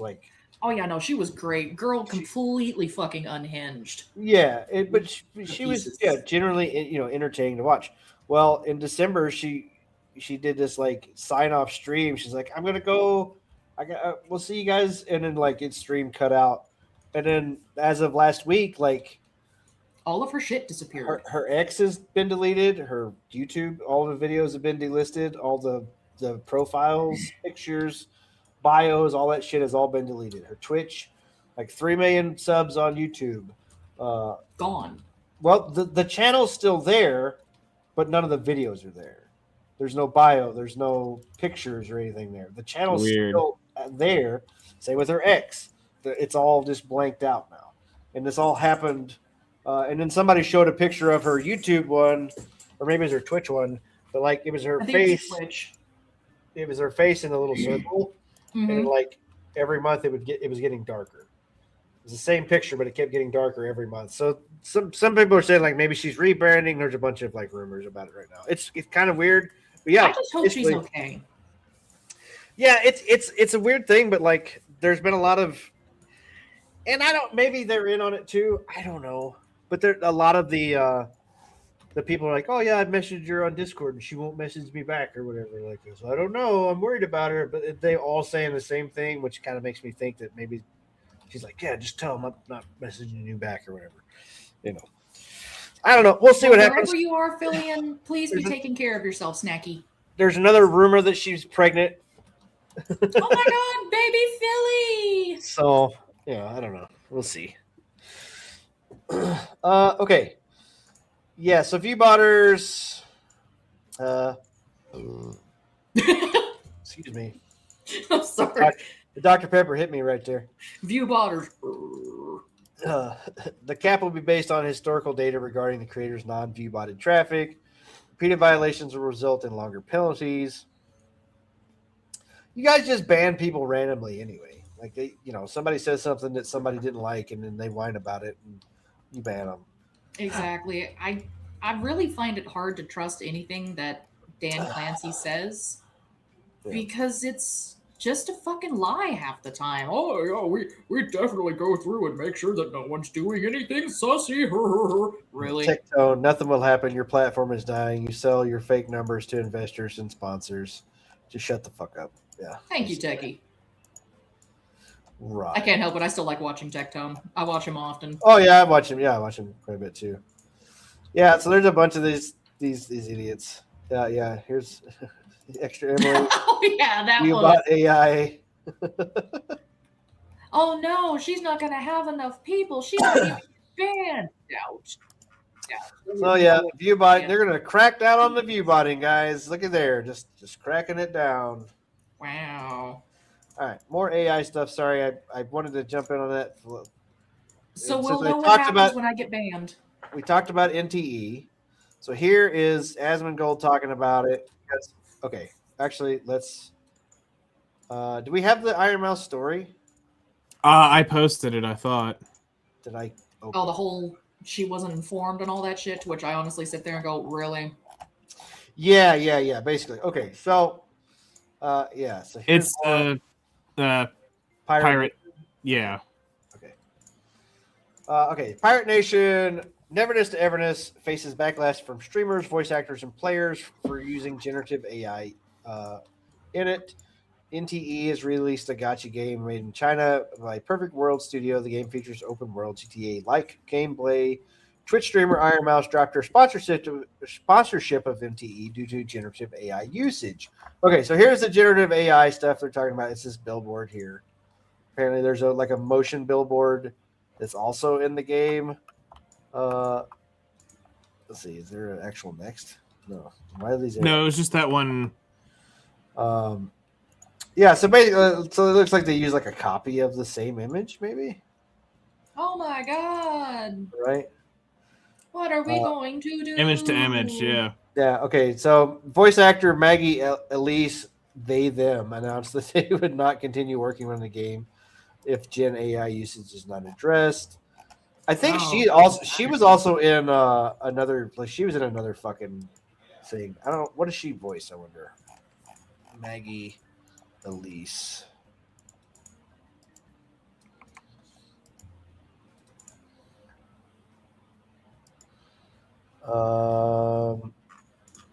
She is 60% mouth. God damn.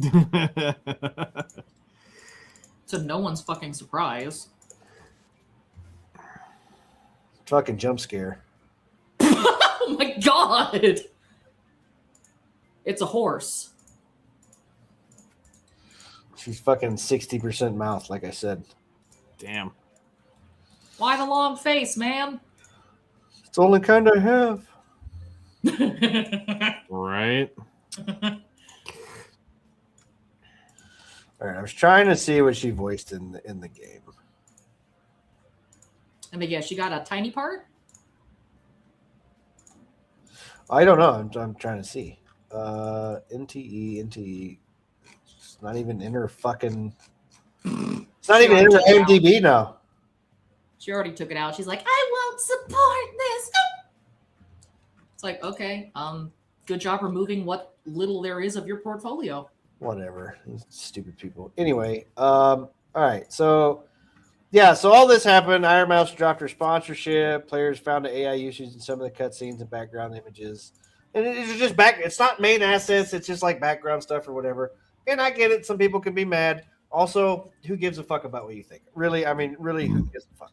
It's like, here's the thing, guys. AI is going to be used more and more because that's what people are pushing for. The more you fight against it, the dumber it's going to feel later when you finally enjoy something and it has a little bit of AI. What are you going to do then? Oh my god, it's garbage. It's horrible. So Trigger Point posted Expedition.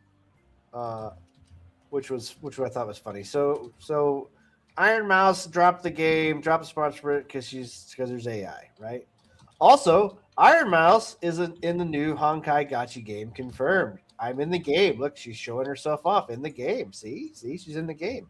Ooh. Also, they have a 2D AI art focus AI 2D art AI focus in the same studio that's making the game that she's in. Pot Meat Pink Mouse.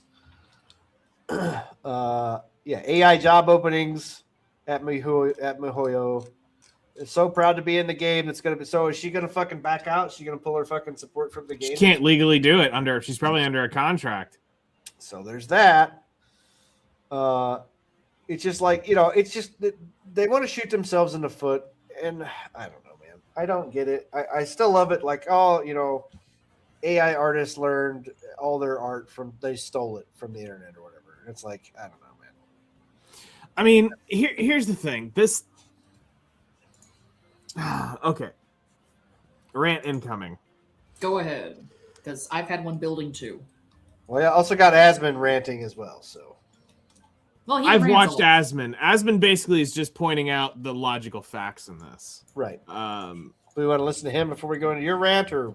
Sure, you can listen to Asmon because Asmon's going to talk about something that I'm is going to be okay. used with everything. Every company is going to be using AI. There's not going to be a company that isn't using AI. I mean, for example, Iron Mouse has YouTube videos, right? Let me see if I can just pull up. I'll give you an example. Right? You probably have. I'm going to be honest. You go through this. You can do. I'm going to be honest with you. They could feed enough of Asmon's clips in it. You could just straight up make Asmon Clips channel with AI. Oh yeah, it would look exactly like. He wouldn't even have to fucking do this shit. There's a transcript, right? And all this is transcripted. Like this is done with technology. Right, it's done with some form of AI. Same with like subtitles and everything like that. And you have all of these instances of people that are basically fishes complaining about water whenever they're able to perceive it. But I think the reality is that we're totally surrounded by AI. AI is part of our everyday lives already. Like if you're using Twitter, your information and what you're typing and saying is being fed directly into Grok, for example. Mm-hmm. And so there's nothing that you can really do to get away from it. So drawing these imaginary lines in the sand about AI doesn't make a lot of sense to me, because how can you have a platform and have an internet presence on a platform that, basically is being used for AI generation? You're uploading content onto a platform that is, actively using your content for AI. YouTube is doing this exact same thing. Exactly. Generation. They're obviously doing this, like, duh. And so, but you're going to draw the line at a video game making an AI billboard. There's no logic to that. You see what I'm saying? I've played AI video games before. I've been a pretty big supporter of AI. Like, I use AI on my stream. Like, I feel like I'm a pretty big advocate of AI, if you want me to be honest. It's cheap virtue signaling. Well, what I want, this is what I want.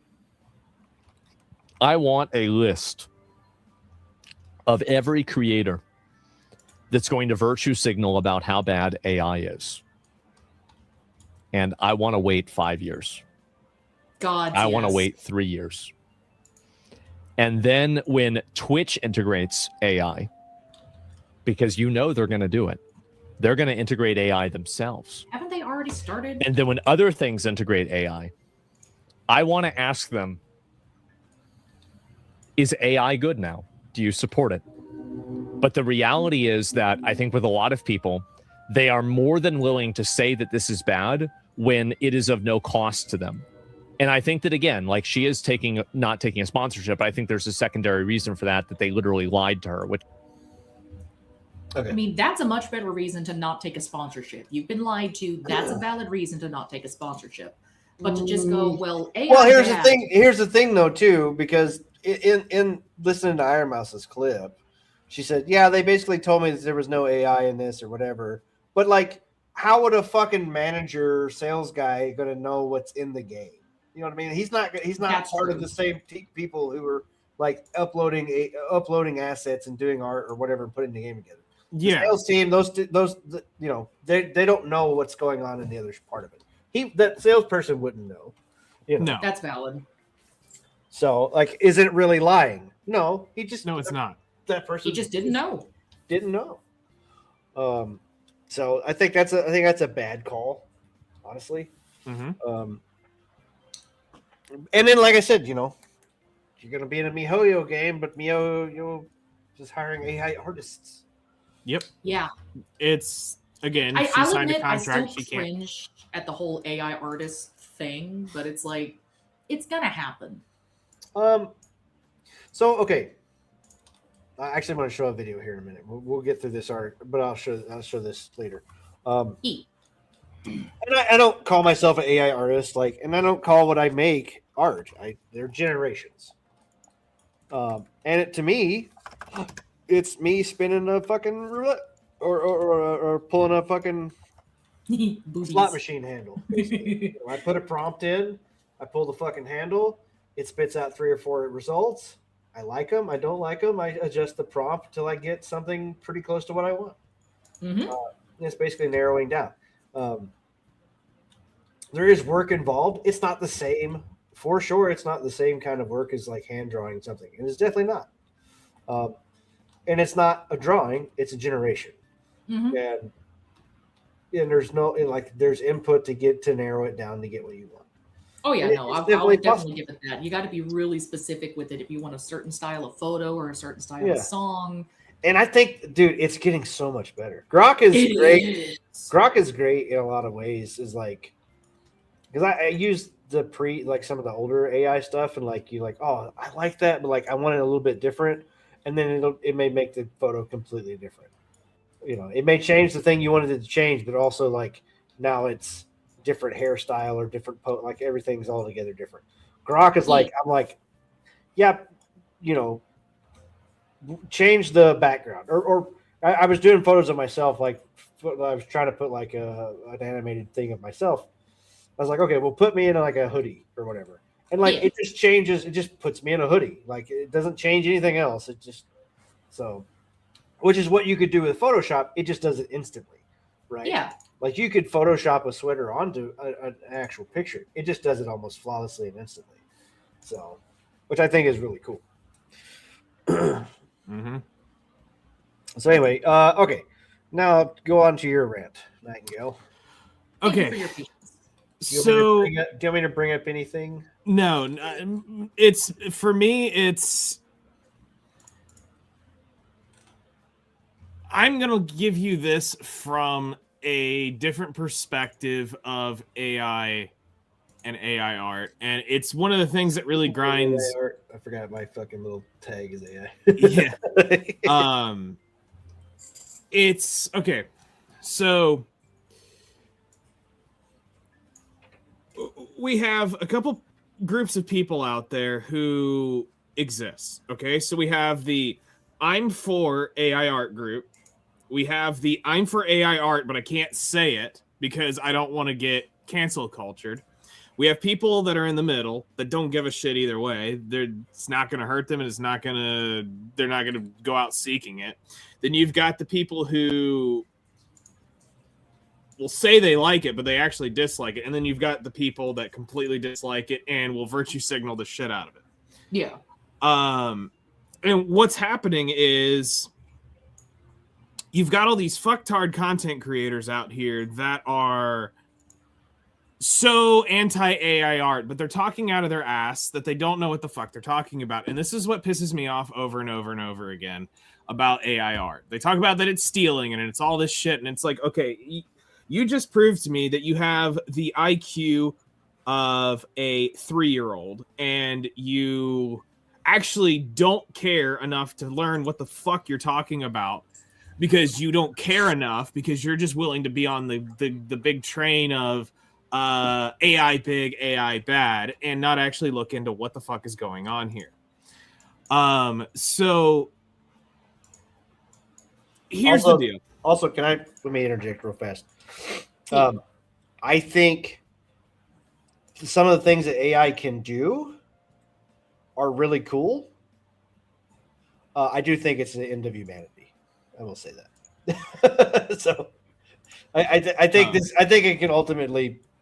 I think it can ruin us. Oh yeah, it probably will. But I'm going to enjoy it while it's ruining us, I guess. That's at least why I always say please and thank you to my AI, so that way when the AI overlords come out, maybe they won't beat my ass quite so hard. I don't think that's the problem. I think it's going to collapse a lot of things. That's also a thing. Anyway, go ahead. Sorry, Nightingale. All right. So let's look at this from the aspect of my project, okay? So I'll give you some numbers that are rough, but they're close. So to date on art in total in my project, I've spent about probably $18,000-$19,000.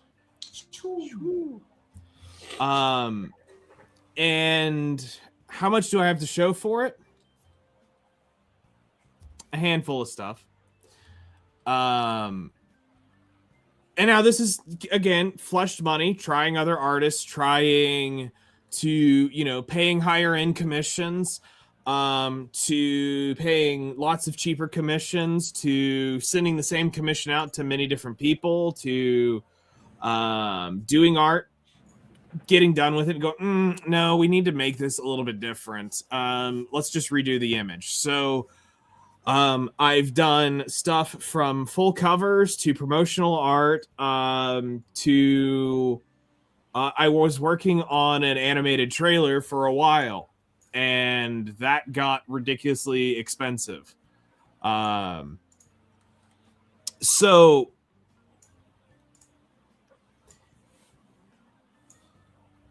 here's the deal. I am somebody who believes that there is always going to be a special place for artists, because here's the thing that AI can't do without some insanely good systems. I'm not saying it's impossible, but it is actually harder to do, which is if you want an exact pose doing an exact thing, you have to use the control net system in Stable Diffusion. That's really the only way you're going to do it, or image to image, where you take the image of you doing the pose or somebody doing whatever it is, and then telling AI to generate it in that, which will make the image to image. Or control net is taking a bunch of series of, like, basically, it's kind of like what they use for mocap, but for image generation. Okay. And you can have the thing posed, and it will create that kind of image.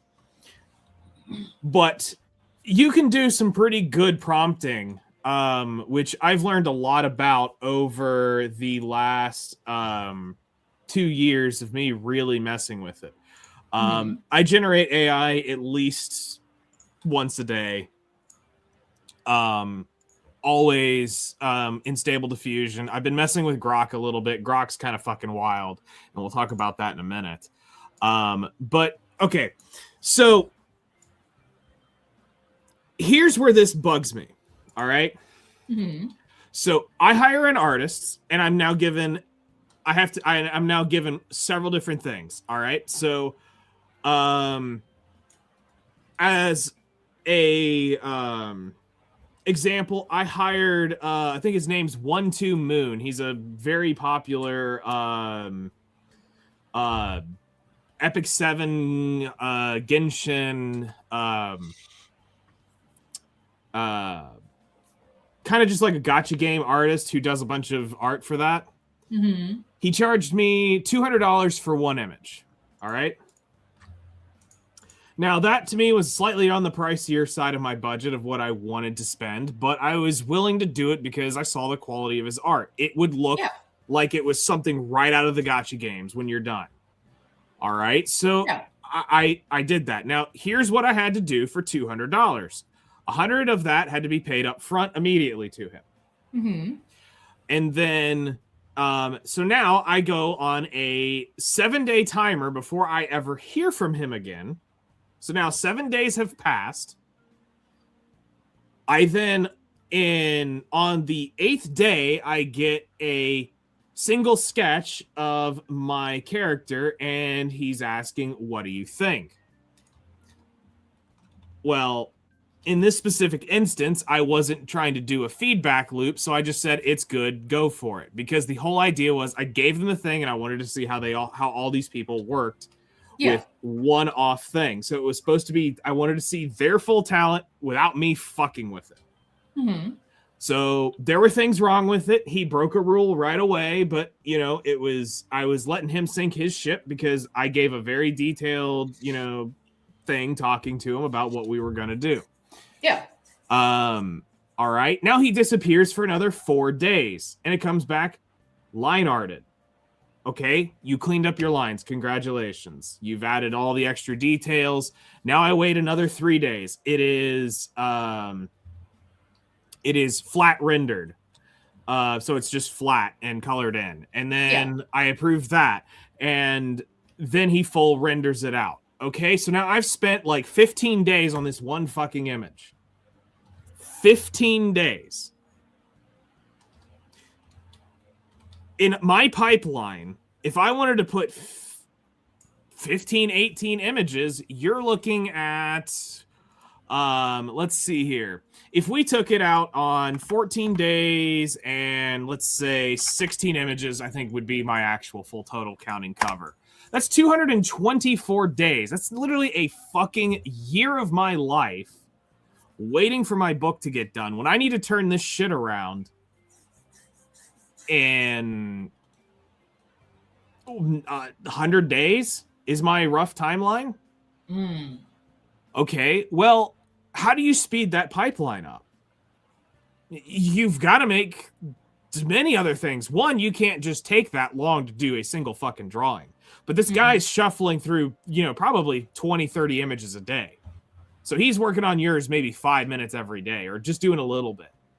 And you have to, in order for you to pay some of these artists to crank it out, you're paying them an extra $100, $200 because they are going to work on their time. And this shit gets really annoying. So, in the end, it was still wrong because he didn't follow through with all the reading the prompt. But I paid, I walked away, and I learned that this guy was not very.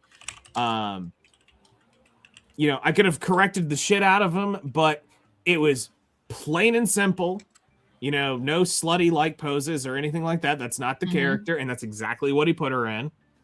And then he didn't even bother to pick the right skin tone. The shadows on her ass at the darkest point in the most deepest section of the shadow wasn't even the actual skin tone of my fucking character. What the fuck? She was so fucking pale, she was nearly the color of the moon. Like, the dude didn't even bother. You. Like, the dude didn't even bother trying to even look at the character sheet that had all the color swatches on it. He didn't even bother fucking doing that. Which, I mean, if you're even so thorough that you gave him swatches, how the fuck do you fuck that up? Oh, if I ever showed you the character sheet that I sent him, you'd be like, holy fucking shit. Because it's I'm kind of curious. It's 9 images. I'll try to get them for you. Damn. And I'll send you everything.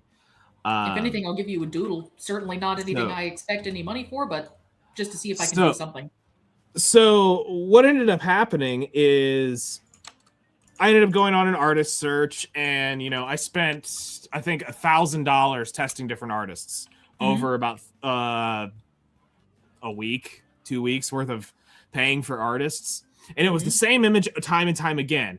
And I just quickly started seeing how people are very short in what they can and can't draw. I learned this very quickly, that you may see that they can draw Albedo really well, but you give them a original character, they can't draw it for shit.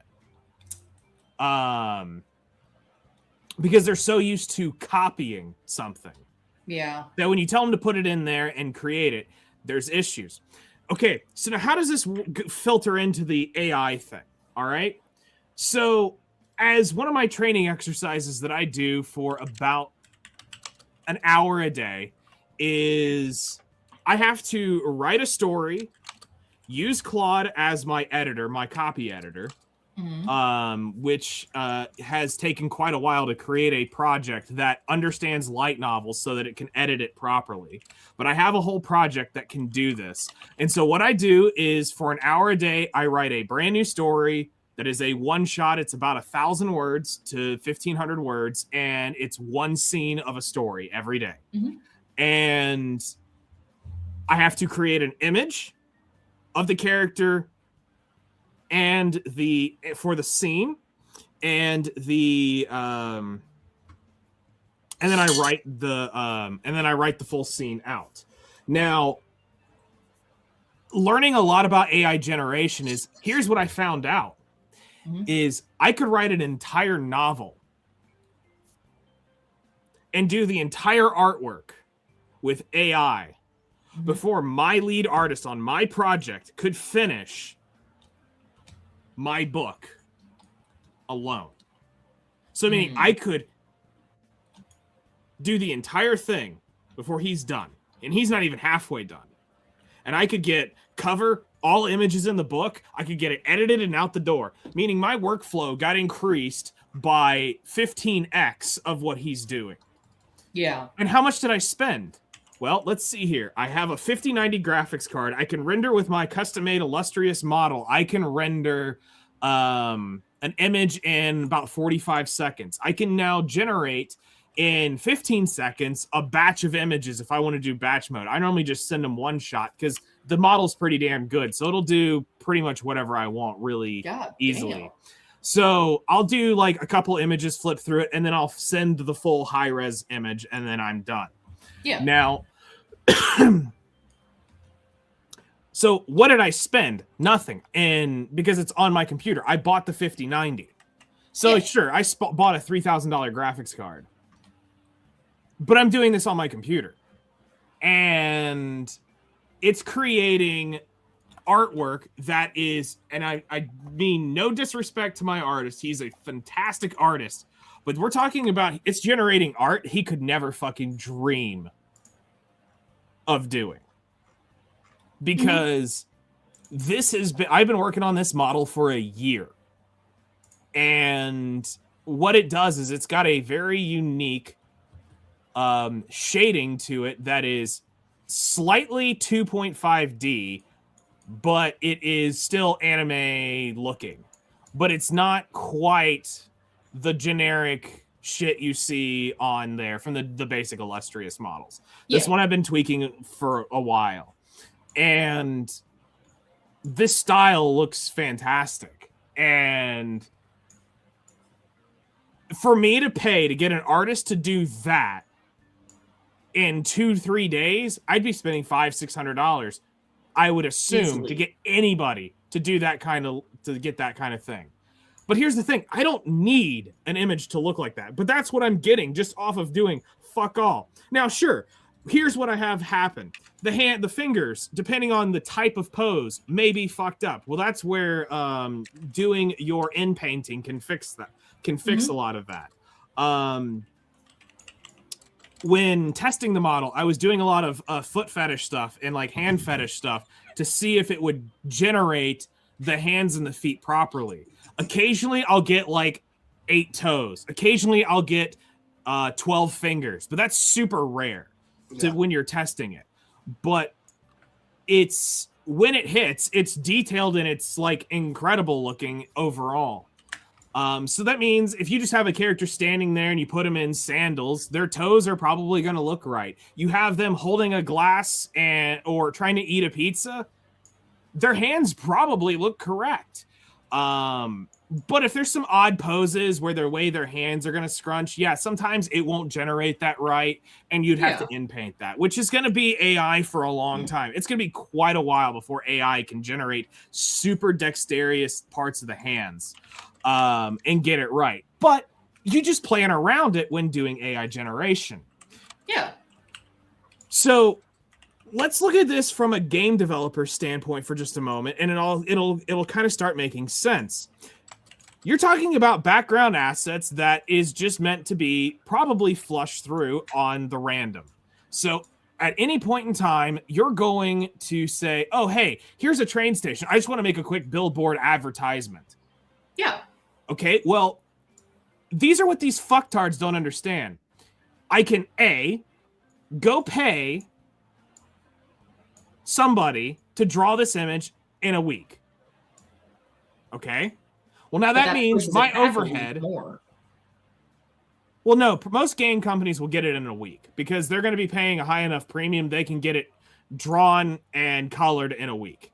I know, but what I'm saying is, but that still pushes it back a week where you could have it out sooner. Correct. So, but here's the thing. Every time they spend, that raises their total budget up. Mm-hmm. It is increasing the overall cost of the game. So why the fuck would I do these dumbass random assets that literally are meaningless? Kind of goes back to what Ace was saying earlier. It's not main art. It's not the main character we're rendering. It's not the game art of the game. We're paying to get this done because we want a very specific scene. But we're talking a random fucking billboard or a random ass painting or some random background art 99.95% of the people are never going to see. Why is that a bad fucking deal? Okay. Well, and it's only seen because they're looking specifically for it. Yes. Exactly. Most folks wouldn't even notice it was there. And now I never noticed it. And now here's the next part of this. You're looking at AI generated images in this, okay? And we're looking at meaningless content. So if it was drawn, you're looking at an art that now raised their cost and it's making other things going to have to be more expensive because they're going to want to get their money back. Mm-hmm. Valid enough. Why can't I generate the art and just change it out? No. Think about this. Every patch, those billboards change. Ooh. Because it's like real life. They're constantly being updated. In 15 minutes, I can generate an entire season of art. And here's the thing. With some of the way at least with the illustrious and the stable diffusion stuff, you can get the characters to be consistent. So, if you tell it character A and character B and you want it to do this, and let's just go talk about Grok for 2 seconds. Grok has the ability now with its new beta agent mode. You can put all these different characters and say, I need these characters in a scene and I need them wearing this for this specific moment. And it will generate it because it has the ability to start combining all this shit. That's cool. And it's the next step of AI generation is going to get crazy. But now you get these people out here saying, no, AI generation's bad. Okay, so let's talk about AI generation for a moment so that people can understand what this is. Yes. Because this is what pisses me off about it. Hi, baby. When somebody says the AI art is stolen, can either one of you explain what is stolen? Yeah, no. Nope. Okay. Because the way that I've always seen it, if you don't mind, I interject here for a second. People always learn by looking at other people's stuff. You look at other people if you're learning at the beginning, you copy their poses. There's a whole group of people copying the same naked chick that's sitting in the middle of a room. Who's copying who? If you're thinking about like old art books, I have dozens in storage I miss my books. But I have dozens of art books. I am going step by step and learning that. Am I copying the person? Does that mean that mine is no longer worth it? I mean, it might not be quite the argument that I was trying to make, but I don't understand it. So We're always learning from a lot other of people. things. So a lot. I heard this today. A lot of people are upset because it's supposedly stolen. So supposedly it was trained off of art that it didn't have permission to be trained off of, and that is the biggest gripe. Now, was it their art, or are they just mad on behalf of somebody else potentially, or whatever? It's they're mostly people are mad on behalf of somebody. Yeah, and they're mad but because here's they the want thing. to try to be a purist or whatever. Here's the stupid fucking shit about it, okay? Because, you know, the more I dig into AI, the more I learn how this shit works. So, most people have the assumption that AI is, I'm going to take, let's say, 10 images, all right? Even though it's hundreds of thousands of images, all right? And I'm going to chop it up into pixels and it's going to generate this image. So you're going to have these 10 images are going to become one new image. That's what some people think that AI art is. That's False. silly. Okay. So how does let's say, an illustrious model learn what Iron Mouse looks like? It's because somebody sat there while doing the training data, and every time Iron Mouse's character shows up, they type the tag Iron Mouse. Iron Mouse. Iron Mouse. VTuber. Iron Mouse. VTuber. Iron Mouse character. And they go through and they say Iron Mouse hair. Iron Mouse this. So yes, it will start learning the patterns of those things. But when it comes to creating a Iron Mouse clone, yes, I could create, because I trained a model to learn to create Iron Mouse, I can create replica Iron Mouse products. But that same exact model, if I tried to recreate the image, prompt only, of an Iron Mouse image, it would never fucking do it exactly as that image was, even though it's in the training data. So here's an idea. I say, Iron Mouse in her room playing video games. And let's just say there's an image of that on her X that somebody drew. Yeah. And that was somehow in the training data. It would never generate that image ever once. Because that's not how the model works. It works on prediction per pixel of what it thinks it should be. So when you look at an LLM and how it's broken down, all these things have been trained on key words. So the average realistic illustrious prompt is going to be a quality section. Will probably be first. So this is where you're going to probably be putting, if you're going to want more of the cel-shaded anime look, it will be anime coloring, anime screen cap, best quality, high quality, and then high res potentially. Yeah. Then all those are comma. Then on the next line is where you're going to enter the next level of prompt. This is where you're going to put this. One girl, comma, Iron Mouse, comma. Now what this does is it tells the model that you want a single person. You're telling Iron Mouse. So now in all the training data it's ever done, it's going to be looking for Iron Mouse key tags, because now you've named the character.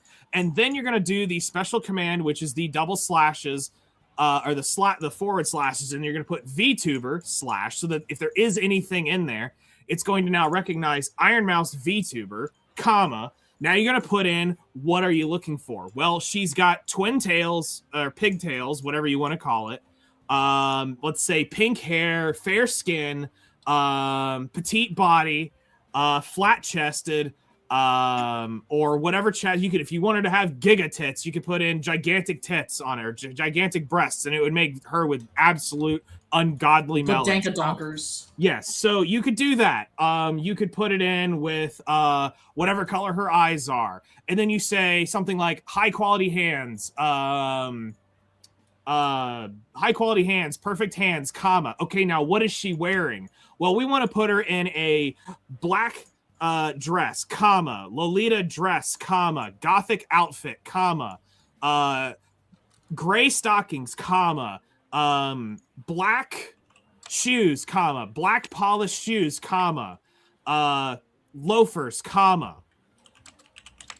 Okay, now where are we gonna put her? We're gonna put her in girly bedroom, comma, pink room, comma. We're gonna put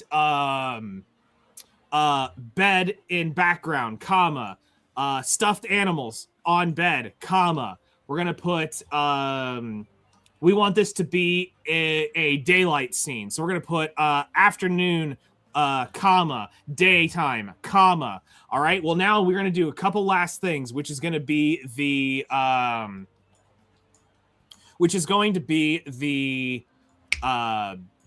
cinematic camera of movements. So anything that you want. So at this point, you're going to put, because we want this shot to kind of have an epic feel, we're going to put Dutch angle, comma, and depth of field, comma, and then we're going to put God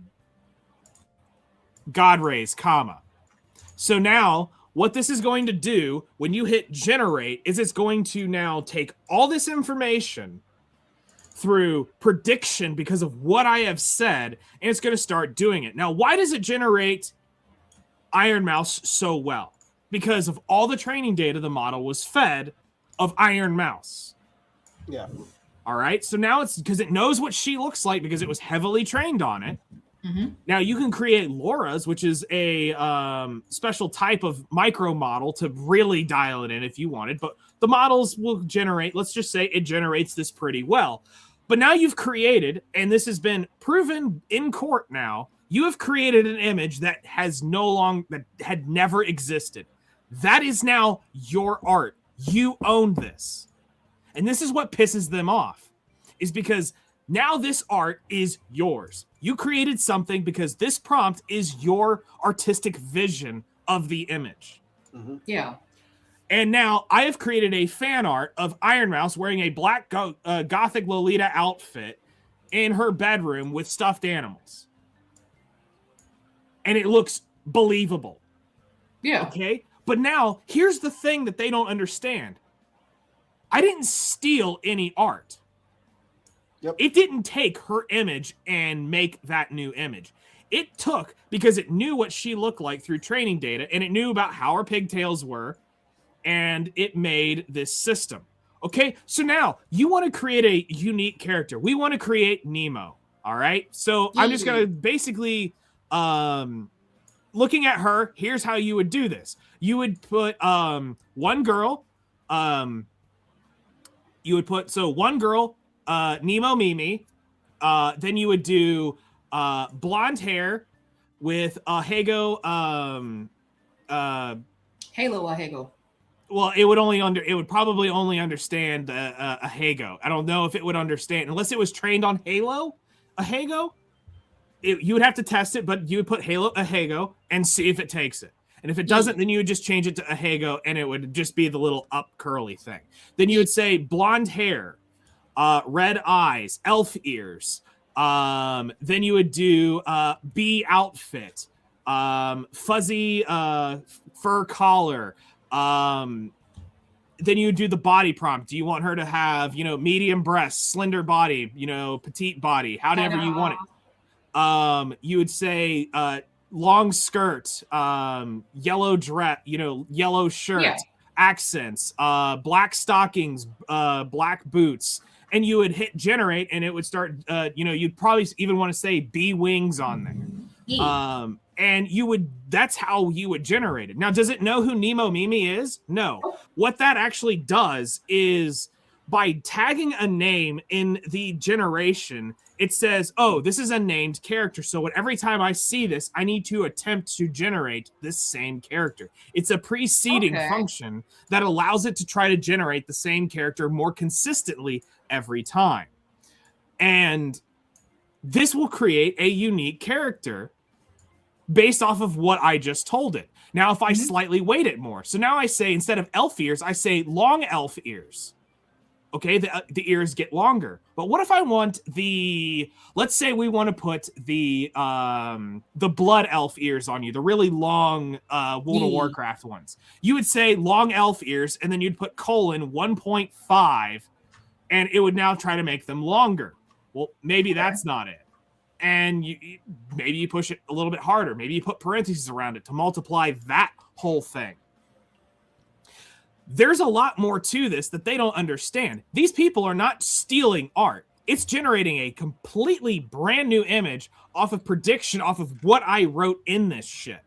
It doesn't give a fuck if I trained this off of Sword Art Online. All it did is it said, oh, so this is how light is generated. Oh, so this is how we want to do forest scenes. You just taught it the world.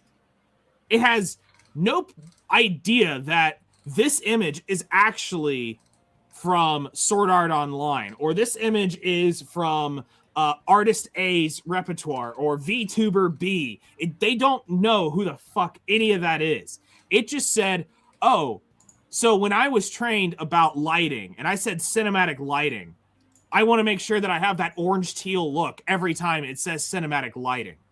But does that mean that AI is stealing cinematic posters and putting orange teal? No, it just understood that you're going to create the warm, cool contrast in the image. And it will do it.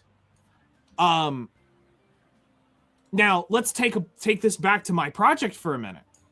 So, $5,000 that I spent was on a trailer I never did. I never got done because my artist abandoned me midway through. That fucking sucks. I got the storyboard done. I got the first 4 frames keyframe animated, so you can actually see the movement of it. And that was it. And then I have the mock-up of the base hard frame movements of the rest. So I had the kind of slight storyboarded that was in motion. But the actual real animated only got about 4 sequences done. That fucking sucks, man. Here's the thing. Grok isn't that far off from being able for me to actually create my own new animated trailer. It's not far off. Congrats. It would take probably another generation or 2, probably by fall. But with the next 6 months of them working on it, and especially with this beta mode, I could upload my entire character sheet in my entire character sheet collection to it. That means facial expressions, outfits from the 360 view. I could have an artist draw the first image of, if I wanted, they could draw the first frame that we needed so that it had context. Mm-hmm. Or just the background. We could even give it because it would be a layered image, you'd give them the background and the character even, and a full image just to show it in composition. And now I can tell Grok to make character walk towards the camera. When they get towards the camera, lean down and grin at the viewer. And guess what it's going to do?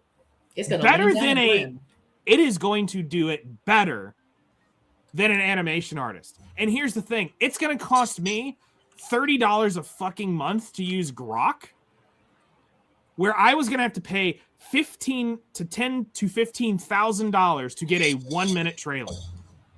God damn. I could buy Grok for several years and generate 100 trailers. And not even pay half the price. Exactly. Now, here's where they're losing their shit to wrap this all up. There are some people out there that are scared shitless they're going to lose their jobs. And yes, you will. If you become greedy, you will lose your job.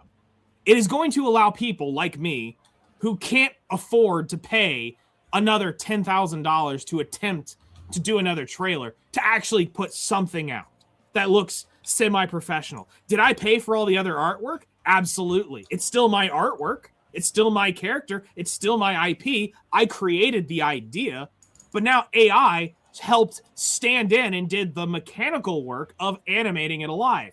And it's going to be at eventually a better frame rate. But let's take a look at just Sea Dance 2 for just a moment.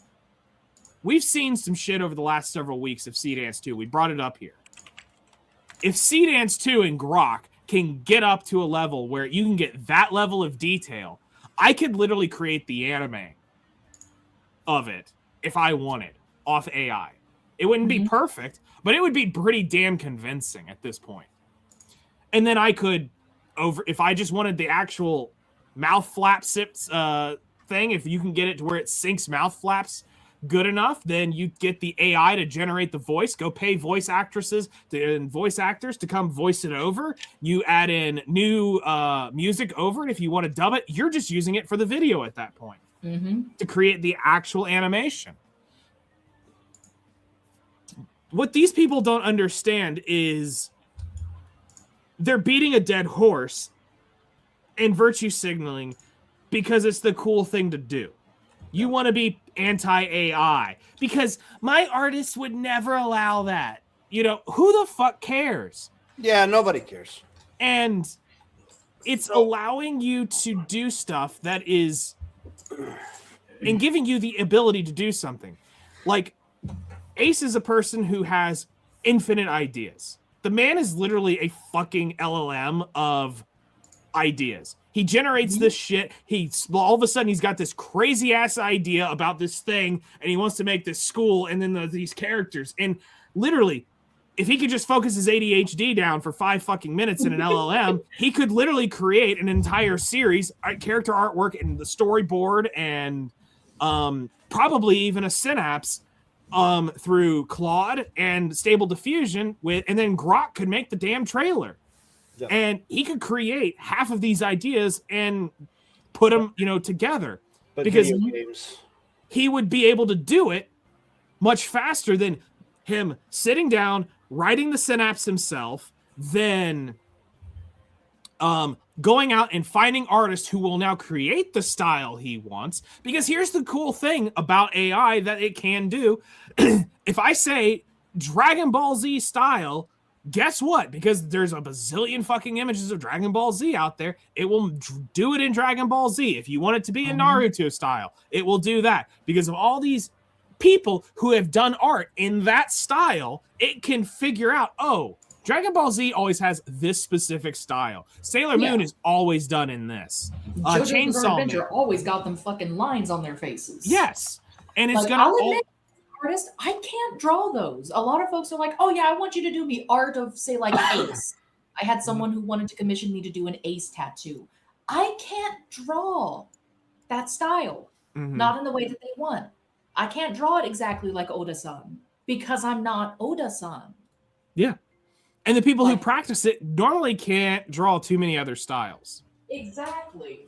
Because they're so good at copying. When they're so good at copying the character that when it comes to putting them in their own unique way and doing stuff, they can't do it. Because if you pull them out of that character, out of its element, so you try to put them into a, cozy at-home scene, they're going to be weird with it because they're not used to drawing backgrounds. They can only draw the character alone. And I dealt with many artists who says, I can't do backgrounds. I can't draw backgrounds for shit. So, okay. I'm gonna bring this up on the stream too. I'm fixing to send something up. So I said something about I want to do an animated intro trailer for the podcast. Is that what you've been working on back? Yeah, well, I mean, working on it. That's in loose quotation marks. I've started it and then I haven't touched it since. So, but I was trying to think of like what I was going to put. So I was trying to figure out my character. Some of those images that you made. Yes, I was going to make my character, and I was also going to add Nemo in as well. So what I did for Nemo, I'm going to go and just post these to the start. This is how I started the thing. They made really cute photos. So I'm not okay. So I'll bring these up first. All right, share. Stop sharing that. I'll share Discord. Window. Yeah, so I'll shoot this one. Okay, so when I started, I just said Queen Bee VTuber. And that's it. That's the original prompt. Queen Bee VTuber. And that's so it. That's cute. All you told it. This is what Grok popped out, right? Okay. I then took a screenshot of Nemo that I had saved in my phone or whatever, and I said, and I just put this face on it. And it was so cute. What it gave me, right? Yeah, I love the outfit. So, and then I was like, well, okay. And then what? I don't have them pulled up here, but I can pull them up in a minute. But basically, I was like, okay, well, put her in a more streamlined suit or whatever. And then it did that. So when we were talking about original art and stuff like that, has anybody drawn this? Like, is this something that anybody else like? This is original, really? Yes, like 100%. I took, and it's so cute. I took an image that was of a friend of mine, and I basically pasted it onto another image that I prompted, making a 100% original piece of art. Right? I saved those other pictures. Give me a second, and I can post. Yeah, them I have. for you. I was gonna pop them up in here, but I didn't want to share everything that was in our Discord, so I was gonna. That's valid. Okay. And then what was the other on a different two? layer. Well, there was the other ones that I sent you too. The only other. Oh, well, I've got this one, but the only other ones I have is boobies. Well, okay, I sent you. I had them pulled up. It's these two. Copy image. Okay, yeah, because these are the other two that I wanted to show. I'll put them over here. Basically, I took the first one, and then I took the background out because it put like this weird like chat background thing in, right? Yeah. And I was like, I just remove the background, which it just removes the background. You know what I mean? Like you don't have to fucking do anything else. All right, and then I was like, okay, well, this is her like surprised face, right? And I was like, well, okay, let me bring this back up to here. Yeah, I forgot to save these. Like this, this is And I said, okay, put her in a more streamlined outfit, like tighter fitting, whatever. And like it gave us this. And then I was like, okay, and that's like her surprise face. And I said, well, okay, what happens if we put her in like a more like sleepy face or like exhausted, exasperated face, right? And then then that gave us it didn't give me a next button. And then that gave us this one. And it works which kind of captures Nemo pretty well, I think. So, and wholly 100% original, I guess. And like, is there flaws? It looks like the fingers are good. Can't really tell. No, the fingers I like are the little bee accents on the top of the stockings and stuff are really cute. But yeah, zooming in, it's got 5 fingers on one, and it's got 4, and the thumb would be hidden, so it's already. Yep, it's correct. Yeah. So. But I'll admit, I loved the one where it had me in the throne room. That one was like, ooh. The one in the throne room. Oh, the big one. This one. Yeah. I'm afraid of what it'll show if I just bring up. Well, I posted them all in the. Yeah. Yes, that way it's not like our private chats. It's the one that's in the Discord that we collect stuff for the podcast. Right. Well, like I said, I just didn't want it to. Yeah. So this one here, and like. And I love the outfits that it comes up with. It gives me so many ideas of what I could try and draw myself in later. This is the stupid shit that they don't understand. This is free demoing of ideas. Yeah. This isn't stolen. This isn't somebody's art. This is it coming up with it all on its own. And that's a fucked up thing too. I gotta turn the fan off now. It was hot a minute ago. So, and that's a weird thing too, because there's artists that are so vehemently like against this that like, I want you to draw, like, I want to give you money to draw this, but I can't describe it. So here's a prompt of here's what I can do in AI. This is kind of what I want. And then they will get mad and refuse to do the commission, which like, I'm wanting to pay you to do something that's basically already fucking done. Right. Like, what are you losing? I don't get exactly. I want it in your style, but this was my idea. Yeah. They get so. Here's the issue: is somebody is so insecure because of how well this is done. Yeah, they can't compete with this. In a billion fucking years, you couldn't pay an artist to complete that image. Yeah, well, not in a time frame without spending tons of money. Here's another thing. So while you were going on about your talking about how much you paid artists and how much money you'd spend or whatever, I was actually curious because I've actually brought this up on the podcast before. Where I think Western animation has priced themselves out of the market. Mhm. So I went into Grok and I was doing some research in Grok, and I said in the 1990s, what? Okay, let me scroll up here where I started. What was the average salary of a 2D animator in the 90s? So, average salary for 2D traditional hand-drawn animators in the U.S., mainly in Hollywood feature animation, varied widely by experience, role, and location. Okay, journey level animator, $880 to $936 a week, roughly $45,000 to $48,000 a year. Key assistant animator, $916 a week. Entry level assistant animator, lower, around $740 to $800 a week. These are minimums.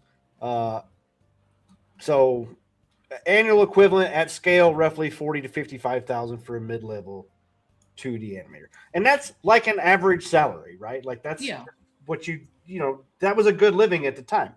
Mm-hmm. So, and then you get to high demand after the Lion King and stuff like that. Then the union scale went to $1,500 a week, to $2,000 and $2,500. So you're looking at $70,000 and $80,000 a year for animators. Damn. But so okay, that's a 40-hour work week. You go in and you draw for 8 hours a day. Oh right? yeah, that is what you do. That is your job. You draw for 8 hours a day, 40 hours a week. That is your job, right? So, what does that break down to hourly? That's like $30-$40 an hour. $30 an What hour. was the one of the prices? The union scale, $1,500 a week. Often paid $2,000. Call it $2,000. $37.50.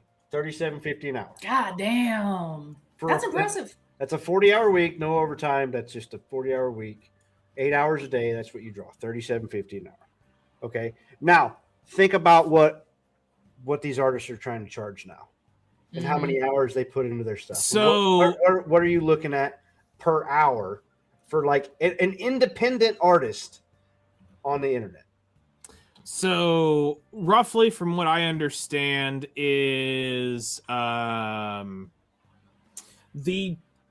weaker the idea I give them, you're looking at 2 to 3 hours of them doing concept art of the rough drawing, trying to get the general idea on the page. Then you're looking at an hour or two to clean it up. Then you're looking at almost no time to get the base color in because it's just paint bucket and then fixing lines. Line art is probably an hour or two. And then shading is another hour or two. So you're probably looking at 8-9 hours. Yeah. For an image. Mm-hmm. Yeah. And that's only if they don't end up hitting procrastination blocks like I did. As a good example, and then what do they charge? But what are they charging, right? So the cheapest artist I had was $45 for an image. The most expensive I had was $375 for an image. Okay. Ow. And at 9 hours? Huh? And at 9 hours, roughly, you think about that's what each image, roughly 9 hours to do. Is that what was that your guess? Roughly. Yeah. Actually, give me a minute. I can grab my tablet and tell you exactly how long it took to do this thing. So if you take 375 divided by, I'll just do 8. They're 46.80. They're 46.87 an hour. Okay. And it's basically an amateur, more or less, independent. Yes, amateur. You're talking, and I'm. This isn't throwing shade, not being racist. This is mostly Indonesian, Philippine artists that think they are God, and it is very much not that. You can draw a couple characters really well. Yeah, but you are not the top A-list artist that draws for right, and like company. So in an animation company at the same time, they're like. This is like you got a mainline person that's going to draw and create the characters. And then you're basically going to be, most of the animators are going to be drawing that character, maybe in different poses, different angles, whatever. Like they already they don't have to think about the character, think about the colors, they don't have to think about none of that stuff. basically they're drawing in repetition too. Correct.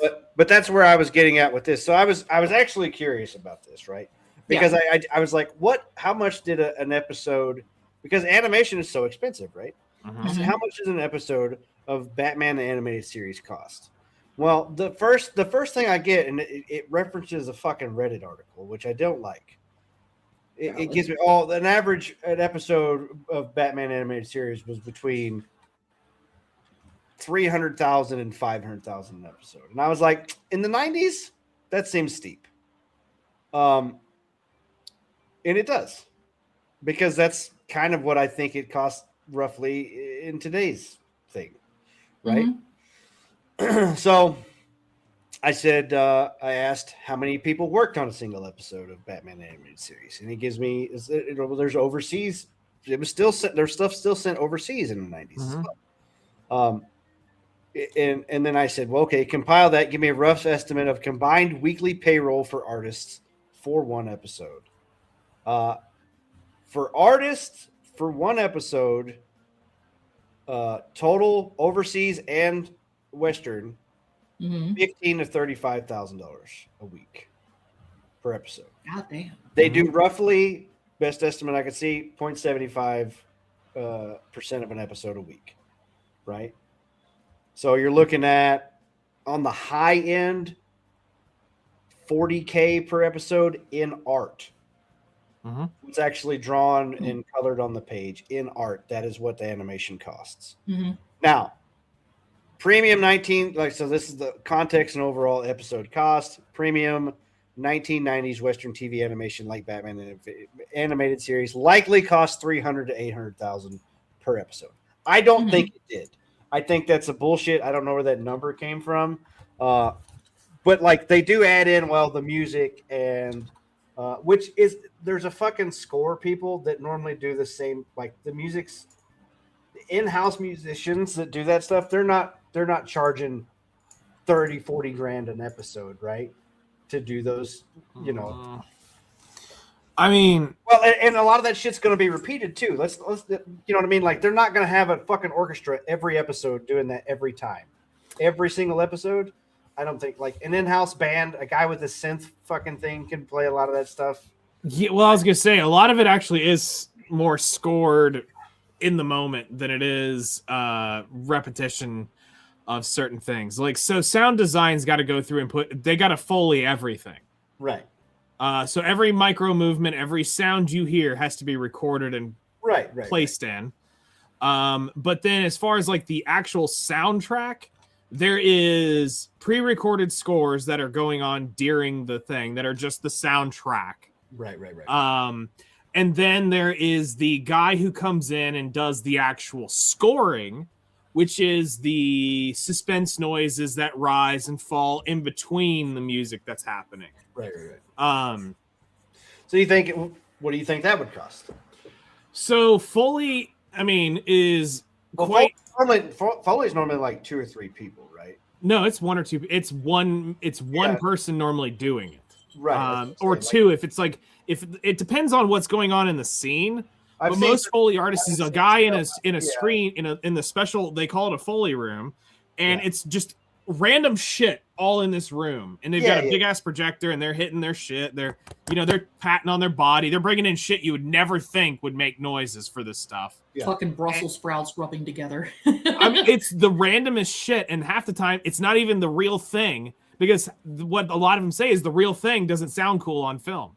No, well, it's like punches is like it's like it sticks, right? It's or like bamboo shoots or something weird like that. That's like the punching noise is something. It's not even close to an actual punch, right? No, I mean it's like bones breaking is half the time it's celery. Yeah, because it gets a nice good crunch when it kind of bends. Yeah. Now they do use meat occasionally. They'll bring in like a large like roast, and for the initial slap the roast, just that, getting that pap sound. But the boosh, the thump there's more layers of shit put on it. Yeah, it's other hits added into it until they create the sound they want for it. But But Yeah, but we're now where are we at? I said it $40,000 a week in animation.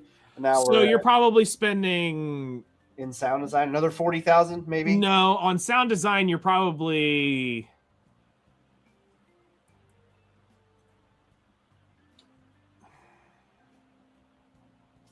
let's see. You're probably running a guy that's probably around 60 an hour, 40 hours a week. You're probably 2,400 a week on just this one guy. Now, this isn't the studio, the engineer, and all that. So if you add all that in, you're probably burning $6-8 grand a week on just the Foley guy. Yeah. Now we're at 50 grand roughly. And then you're going to be doing the dubbing. You got to have the dubbing engineer and all the voice actors. Yeah, so the voice actors and stuff. So that was the thing, But they're also at the time scale rate for voice acting or whatever, $100 an hour or whatever. For normal like cartoon VAs and stuff, like they don't make millions of dollars. No, they don't. They live. You're looking at somebody who's probably making somewhere around, I'm sure, $80,000 to $100,000 a year. Yeah. And doing voice acting. And they come in and they record all the lines that are written down, multiple times over. And a lot of times they're by themselves, so they just record their lines. Now, there is times where they're recording together. Yeah, playing off each other. That does happen. Yeah. But, but okay. So now, and their salaries aren't much, but we're at 50. And I'm just this $300,000 to $800,000 per episode thing. It's ridiculous. It really I don't think it was near that. Maybe getting close to 300,000, but I don't think it touches 800. I would say you're probably, with everything going in the production, based off of what I know, because you got the video editors, you've got the post-production people, because the animation's going to get drawn, but then there's going to be somebody coming over it with post-production, because even in the 90s and 80s, they were still using computers for some of that. Right. Well, but this is the thing. The way I asked it. Total weekly artist payroll across U.S. and overseas likely to 15 to 35K. That was payroll of hourly employees doing the art or whatever, right? Mm-hmm. Yes. I think the total episode cost is more going to be around, we'll say anywhere from 100 and probably 15,000 to probably 280,000 is probably going to be right. Which I've said for the whole production. Yeah, I mean that's everybody, right? A week. And if they do 0.75 episodes a week, roughly, so a little over a week and 2 days, or week and a day, or whatever, for a full episode. So I'm adding a little bit more onto the end of that stuff. So I was guessing, 300,000, but that's on the high end, I think. And in the 90s, probably, as we got more and more. But now they're saying, between 300 and 800,000 an episode. I just don't see it happening in the 90s. Because now you're basically looking at, from what I understand, I think that Demon Slayer is about $45,000 a minute. Yeah. For Western animation, they were saying like $55,000 a minute for animation. But now, if you look at Demon Slayer, I would say that's somewhere around the $40,000 to $50,000 for. Yeah, well, Japanese, I don't think they pay as like they do here. But it's the total time of animation though, like that's just it's adding everything up. Yeah. So, $40,000 to $50,000 for 20 minutes, 23 minutes. 20 minutes. Let's call it 20 minutes. There's an opener and there's an ending credits, right? The actual animation per episode, 20 minutes. 20 times, I would say 45,000. You're looking at $900,000 an episode. That's crazy. But they put a shit ton into Demon Slayer. Demon Slayer has they do parts. But if we end up going on that logic, every artist thinks that they put a fuckload in, and some of them actually do. Like, just as a little segue here. That's the weird part, too. We're getting off of the AI just a little bit, but, Just a bit, but going on. Amateur artists. I am an amateur artist. I do very rare gifts and things for my friends, and they'll pay me for them. It takes me months to do this shit because your girl procrastinates and gets depressed. So I charge very little for my shit. This one piece that I did, for one, I restarted it about 4 different times. It took me 64 hours, okay? And the GIF isn't much.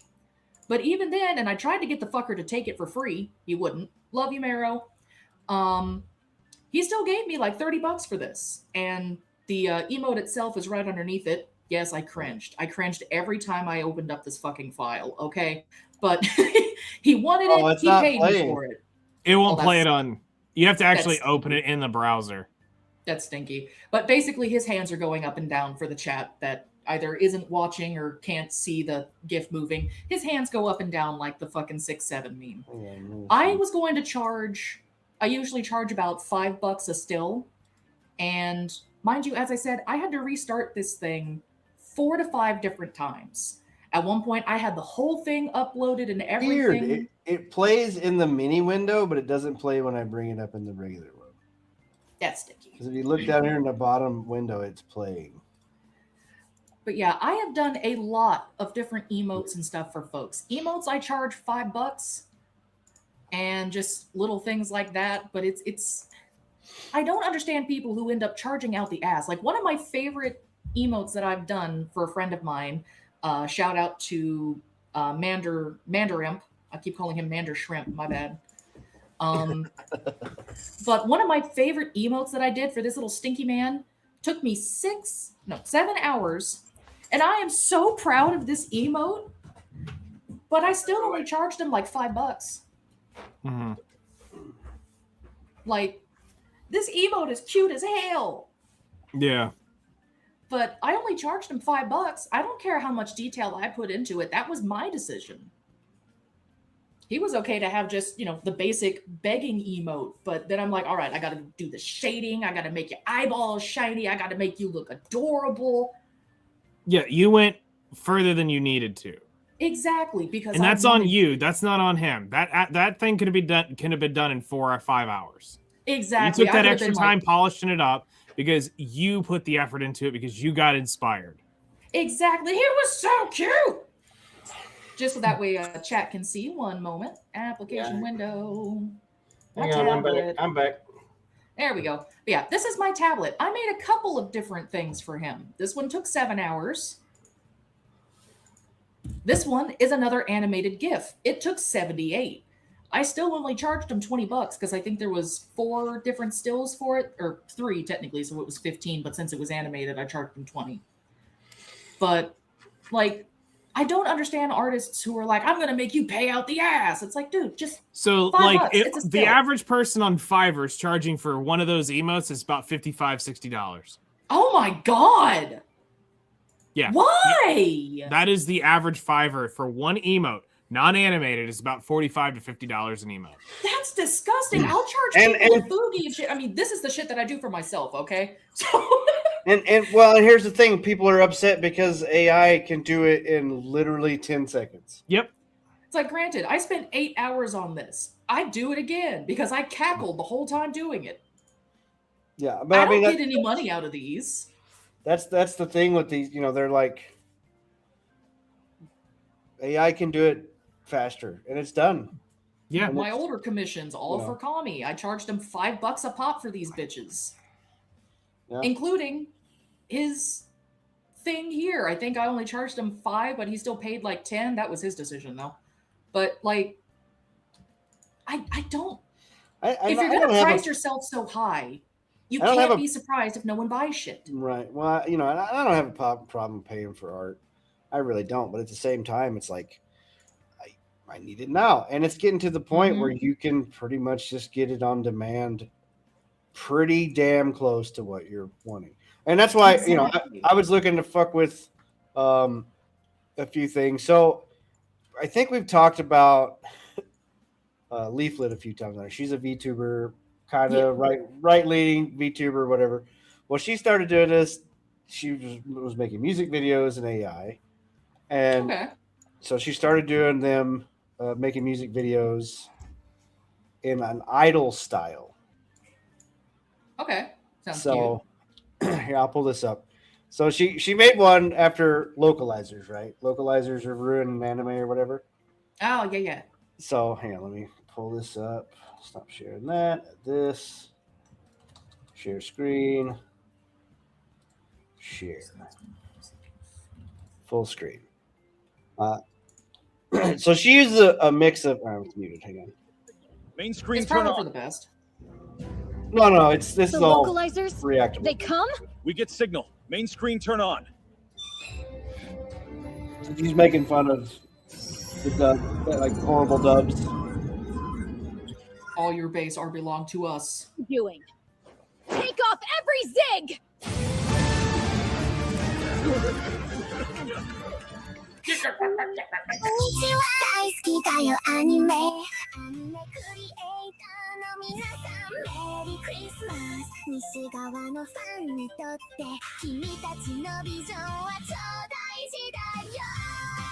This is all an AI. She gets the song wrote and then has it done in Japanese.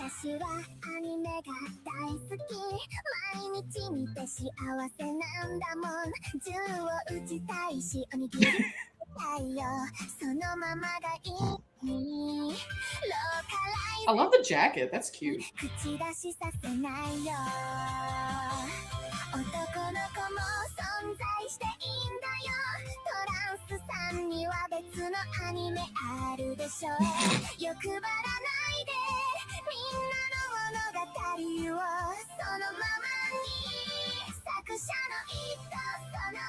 Nice Klee outfit.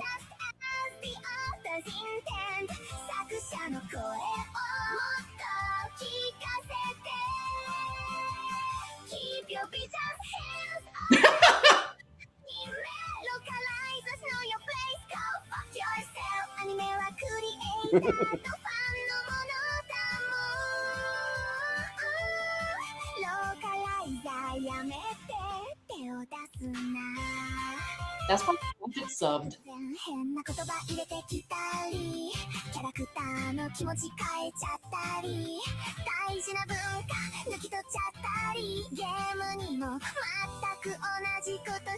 Cute. Do the same thing in games.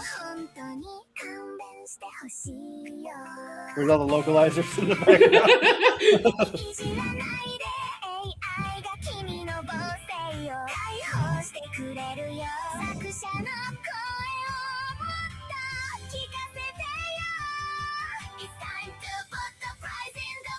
Oh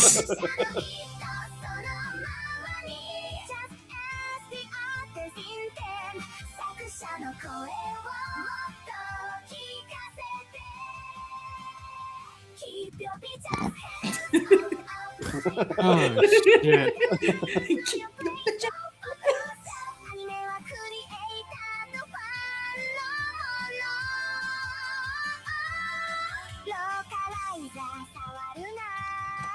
Spit Rev and all the others in there too.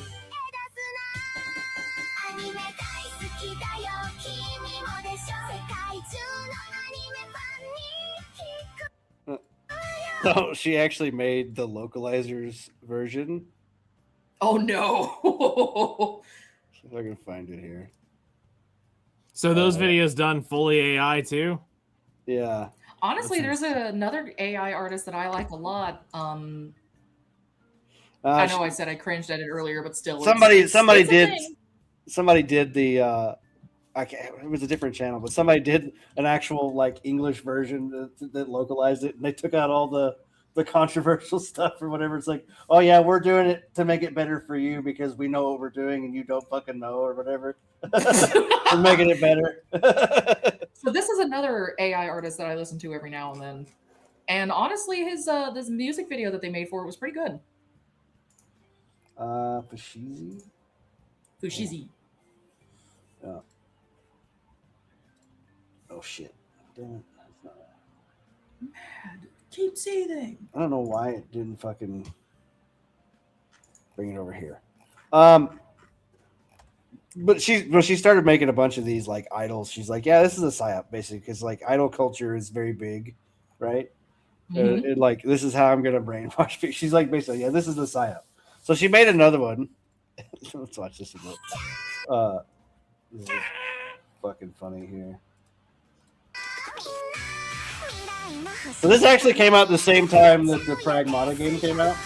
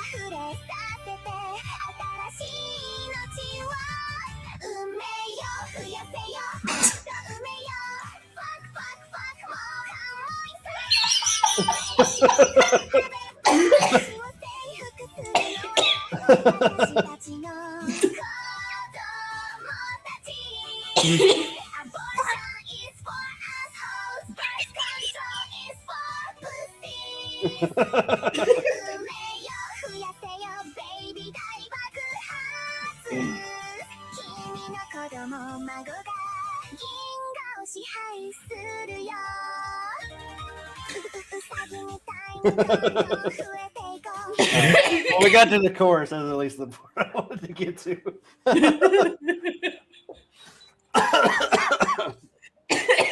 So, she's done a bunch of those style, idol culture style stuff or whatever. I approve. Yeah. Very cool, very fun, and it's and I'm curious. Like I've listened to a bunch of her stuff. I think she uses a bunch of the different generators and stuff. But that has to be. Oh yeah, most likely. She says she uses up all of them. But I'm curious about Sea Dance. We were talking about that. I actually thought about doing a trial of Sea Dance. I mean, that shit looks fucking wild. Yeah. But I don't want to get into it for a little bit longer. I want the next generation because I think that's the one that's going to be. Well, I'd be curious. Like I said, I'm curious to try it for like a month, just to pay for like a month subscription or whatever, and like maybe see what I can use to make the animated trailer or whatever. Like, I mean, the Goo Goo Gaga stuff is fucking impressive. Like, seeing her little shit, she's very consistent all the time, and they've done a good job with that. So, I mean, I think it comes down to how well are your assets for it. Yeah. How well is your ass?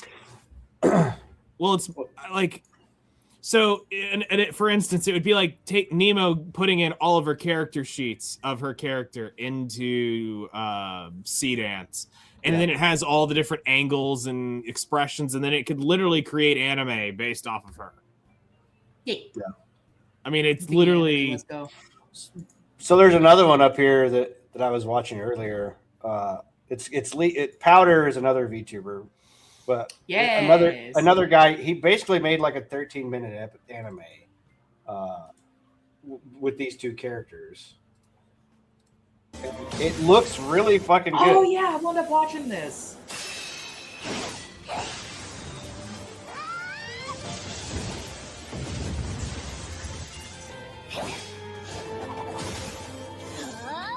That's got a few, like, there's a few issues there, like, but.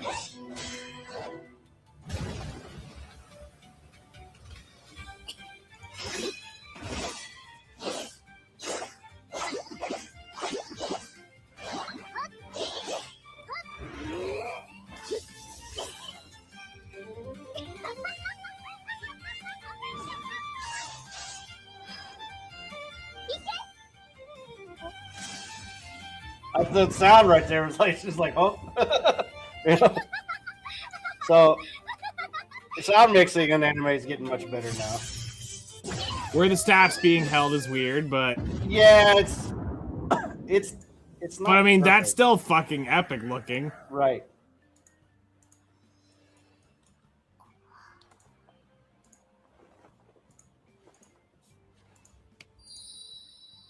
君は今まで見た中で一番強力な魔法使いだよ。君は本当に優しいね、リーフ。でもそういう趣味はないの。ただ褒めただけだよ、友達として。これは気まずい。自分にみんなが言い寄ってと思ってるでしょ。えされたわ。まさか Her ban was lifted. クランシーさんにアピール送ったら従来されたみたい。バウド、クランシーさん VTuber 嫌いだ。 Mr. Clancy hates VTubers. This woman in the anime is voiced by Asian now. I guess I unban her. Quang! Do you know why I'm here, Quang? You unbanned another 2D cutting board chess VTuber without my approval. Mr. Crunchy, you say all women can stream if they have big dick pie. That's fucking. That's the fucking voice actor guy. The one that was in so much hot water because he said, "Oh yeah, all the voice acting should be represented by the race or whatever." Mm-hmm. And I found it funny. He instantly basically lost a job because it's like, well, you're not a fat white guy. Yeah, you're not a white fat guy. Asian guy. He's an Asian guy. Yeah, and then you wanted to complain about that too. Yeah. Anyway, but there's a live action segment, and then like Dan Clancy turns into a demon. No, I will ban them myself. Okay, Thanos. Yeah. He had to sacrifice one of his gooning rags. No! こんがまり味よ。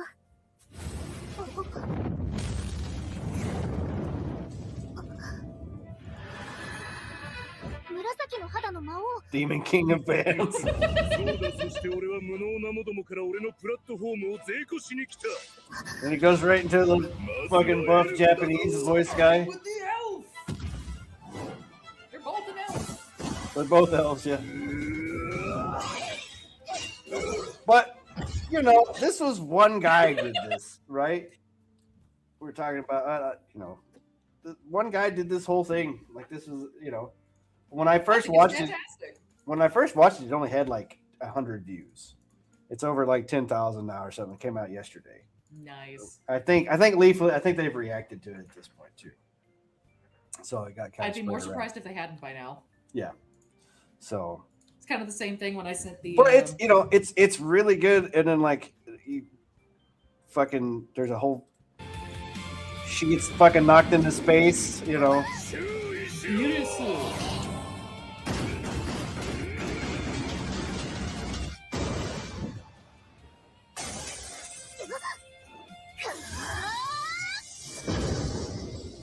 Oh Missed. God, not Sailor Moon! I'm pissing on the moon, you idiot!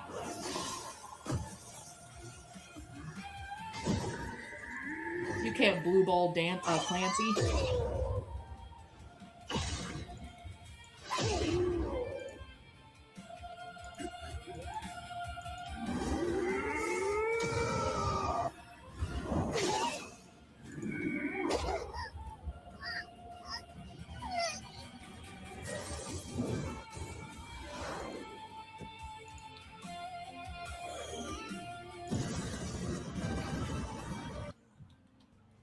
Yeah, I mean, like, is it perfect? No, it's not. But like, if you think about it, damn good so far. One person did all of this or whatever.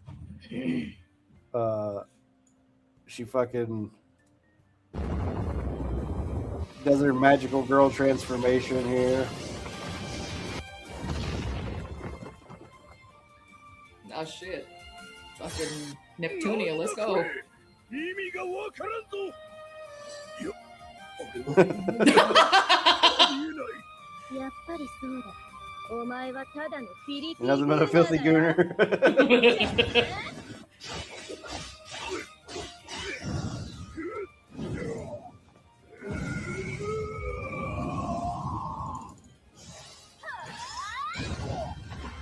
This is the problem I had when I was trying to animate stuff. Like the angles and shit never. Angles are fucking, man. Yeah. That's why I can't do backgrounds for shit. They always look odd.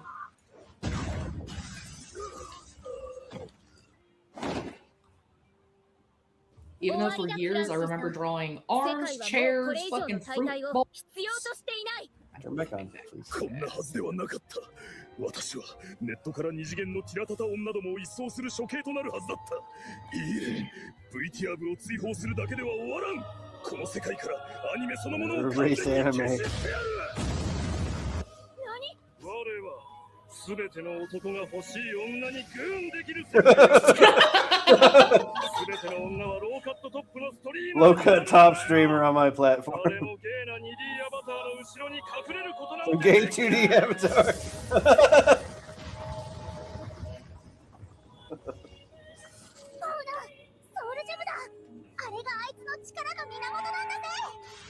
知ってるわ。リーフ、助けてくれよな。やろうぜ。いや、そう簡単にはいかねえよ。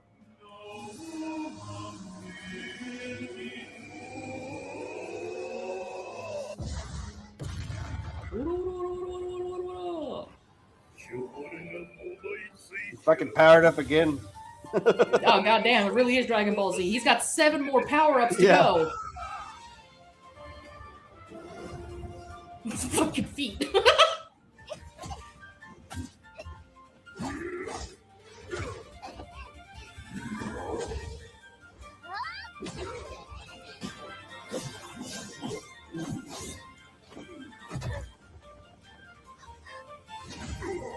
I can't wait till something super popular that uses AI and these people are like, we have to use it. You know, we have to accept it or whatever. Well, I mean, that already happened with Expedition 33, didn't it? Well, no, it got boycotted, even after the fact.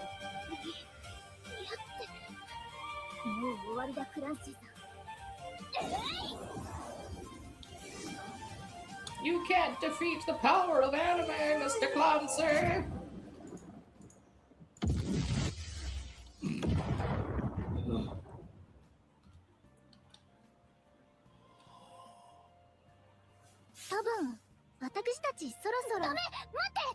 俺を死なせてくれないか。お前らみたいな平たい化け物を眺めるのが疲れたよ。やめろー。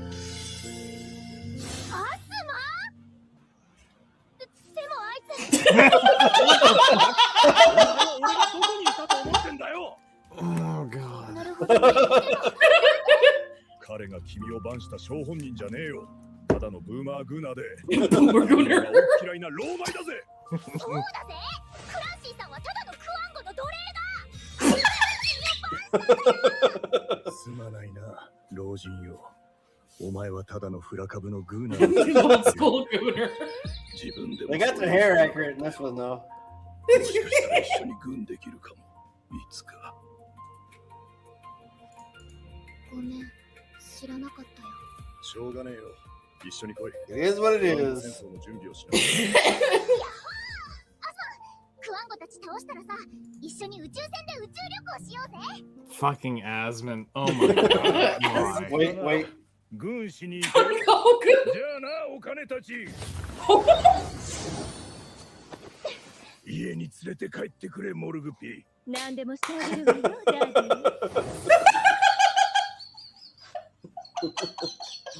So what is this? What the fuck? I hope he releases 4 episodes. There you go. Well, that's what AI can do. You know. And that's why they're pissed. Yeah. Because that right there, 15. Okay. Those minutes just flew by, and I want y'all to think about this.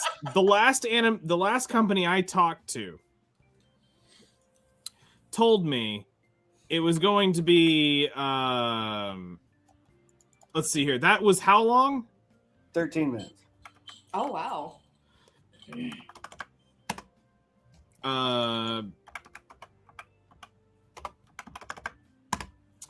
That would have cost me $162,000 to make that.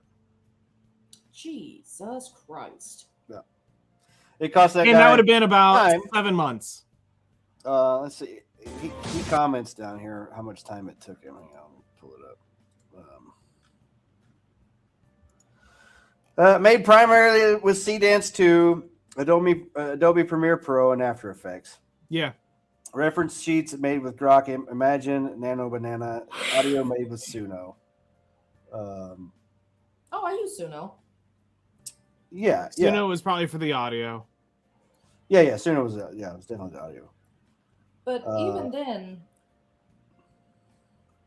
probably wasn't even all that much. And I mean, back before Sora, AI wound up shutting down because I actually kind of enjoyed that.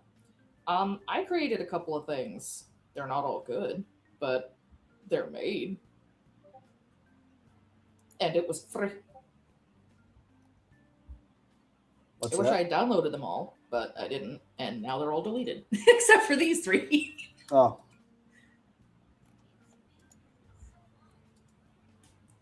Sora. Yeah, Sora. It's gone now. Yeah, which I think such a fucking shame because it did actually pretty decent videos. Yeah, I've been playing around with Grok some more and like high quality mode on Grok. I think I could straight up make a manga. Probably. Because like I can get it to where it can add captions and speech bubbles and stuff like that. Mm-hmm. And then you can do like manga panel or well, go try it now that you have agent mode just released. And agent is basically a workspace on Grok Imagine that you can now set up workspace, this entire workspace. Okay. And I plan on messing with it more this weekend. I'm gonna try to fuck with maybe doing the intro or whatever. Because the few videos I sent of my mascot guy, yeah, which I'm gonna be honest with you, I've tried to commission that mascot guy, I don't know how many fucking times, and I can never get anybody to like understand quite what I was going for, and I did it in Grok in 10 minutes. You know, gotta love it. So it's definitely harder for me to describe what I want than it is for me to just, I can start typing out prompts and then I can start tweaking and then I get what I want than it is for me to explain to somebody else exactly what I want. The main Ace Chase thumbnail or whatever that's on YouTube and on Twitch and stuff like that I made that original logo in Photoshop. And I took Lex Luthor from Superman cartoon animated series, and I fucking whitened out his face, and then I made it, because he's bald, and then I basically put it all together. But basically, I made Lex Luthor into my character more or less, mm-hmm. And then I was able to make it in Grok pretty easily. And oh my god, logos and stuff. Oh yeah, no, I've got a lot of cool logos with Canva.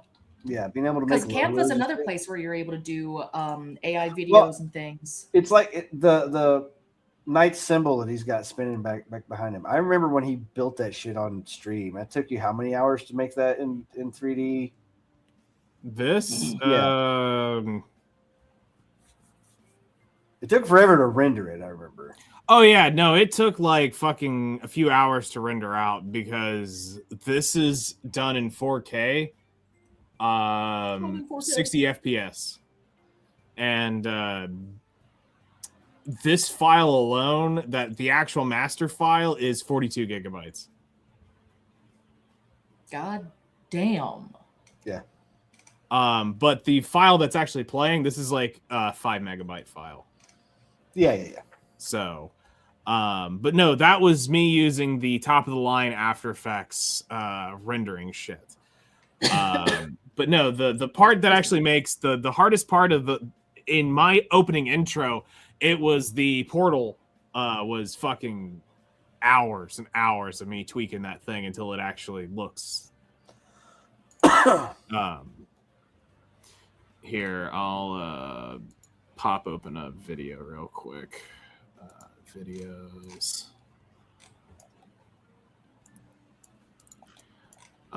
So let's see here.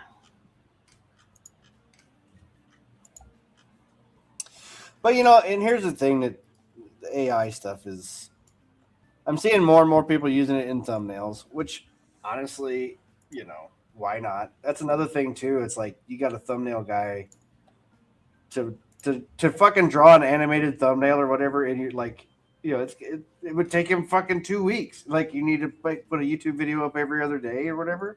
Yeah. Like, you can't afford, and you don't have time for that. Or you could just have it fucking. And that's the cool part now too, because I think with the way Grok is and some of these other things are, it's like, weird. Why is it not letting me share you can put the fucking title text and stuff. Like, it's doing text now fantastically. Here.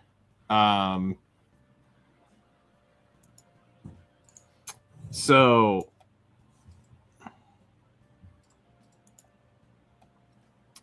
if you bring this up, so the longest part for me was getting the portal to here. Fuck.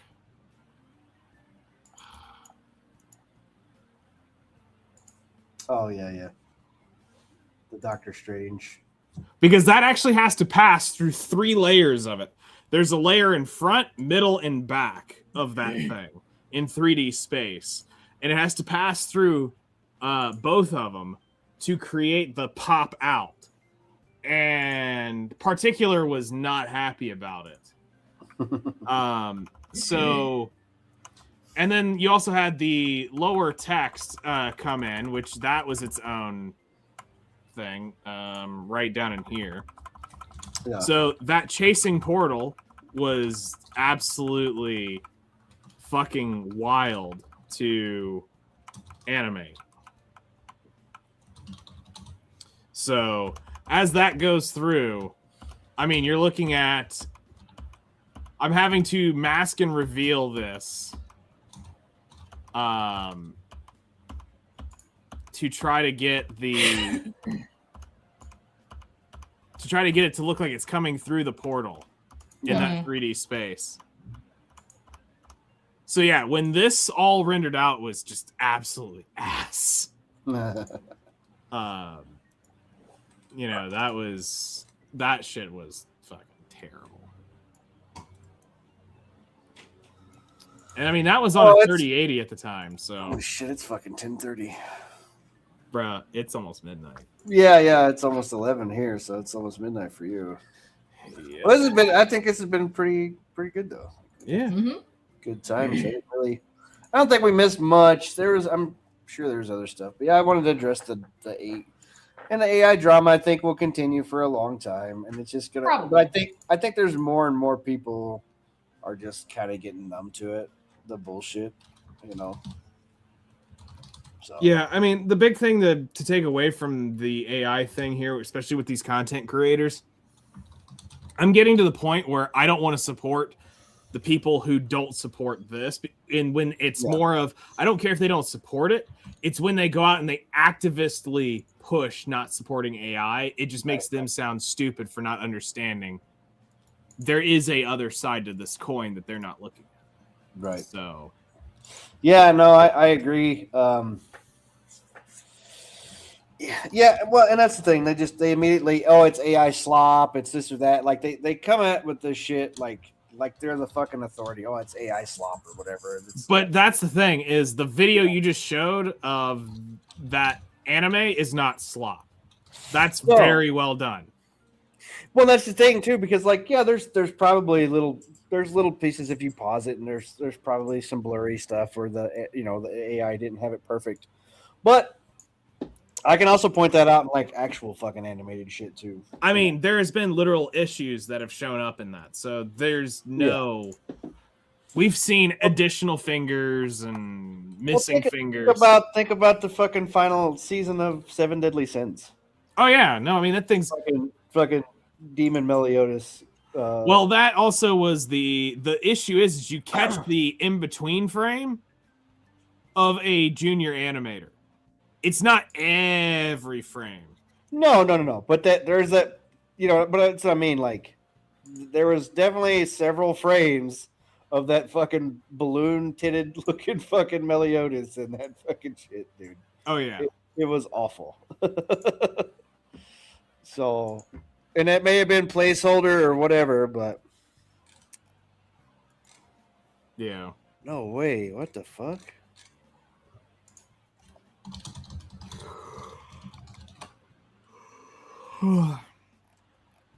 Holy shit. That's Crocodile Dundee. Holy shit. He got old. Love you to see you too. You don't He's get not any allowed to older. be old. Well, that's untrue, but thank you. Australia is always better when you're in it, mate. How does it feel to be back? Oh, it's where I belong. Would you come back and live here? Oh, tomorrow. Why don't you? Oh, I have business reasons and my son to stay. Well, anyway, I didn't see. Sorry, I was like, what the fuck? I knew he was old, but I hadn't seen him in forever. I guess he was an asshole. Somehow that doesn't surprise me. Paul Hogan, I guess he was a real dick. He was they were trying to get him for something. He had this like crazy demand list about being and stuff or whatever. Anyway, sorry. All our heroes are gonna die soon. Except in Marvel movies, and then they'll still be flying around and doing stunts when they're 85. Robert Downey Jr. I was gonna say Hugh Jackman, but yeah, Hugh Jackman. Because the joke is until you're 90. Yep. Nope. Who the fuck played Thanos? Josh Brolin, also fucking old dude.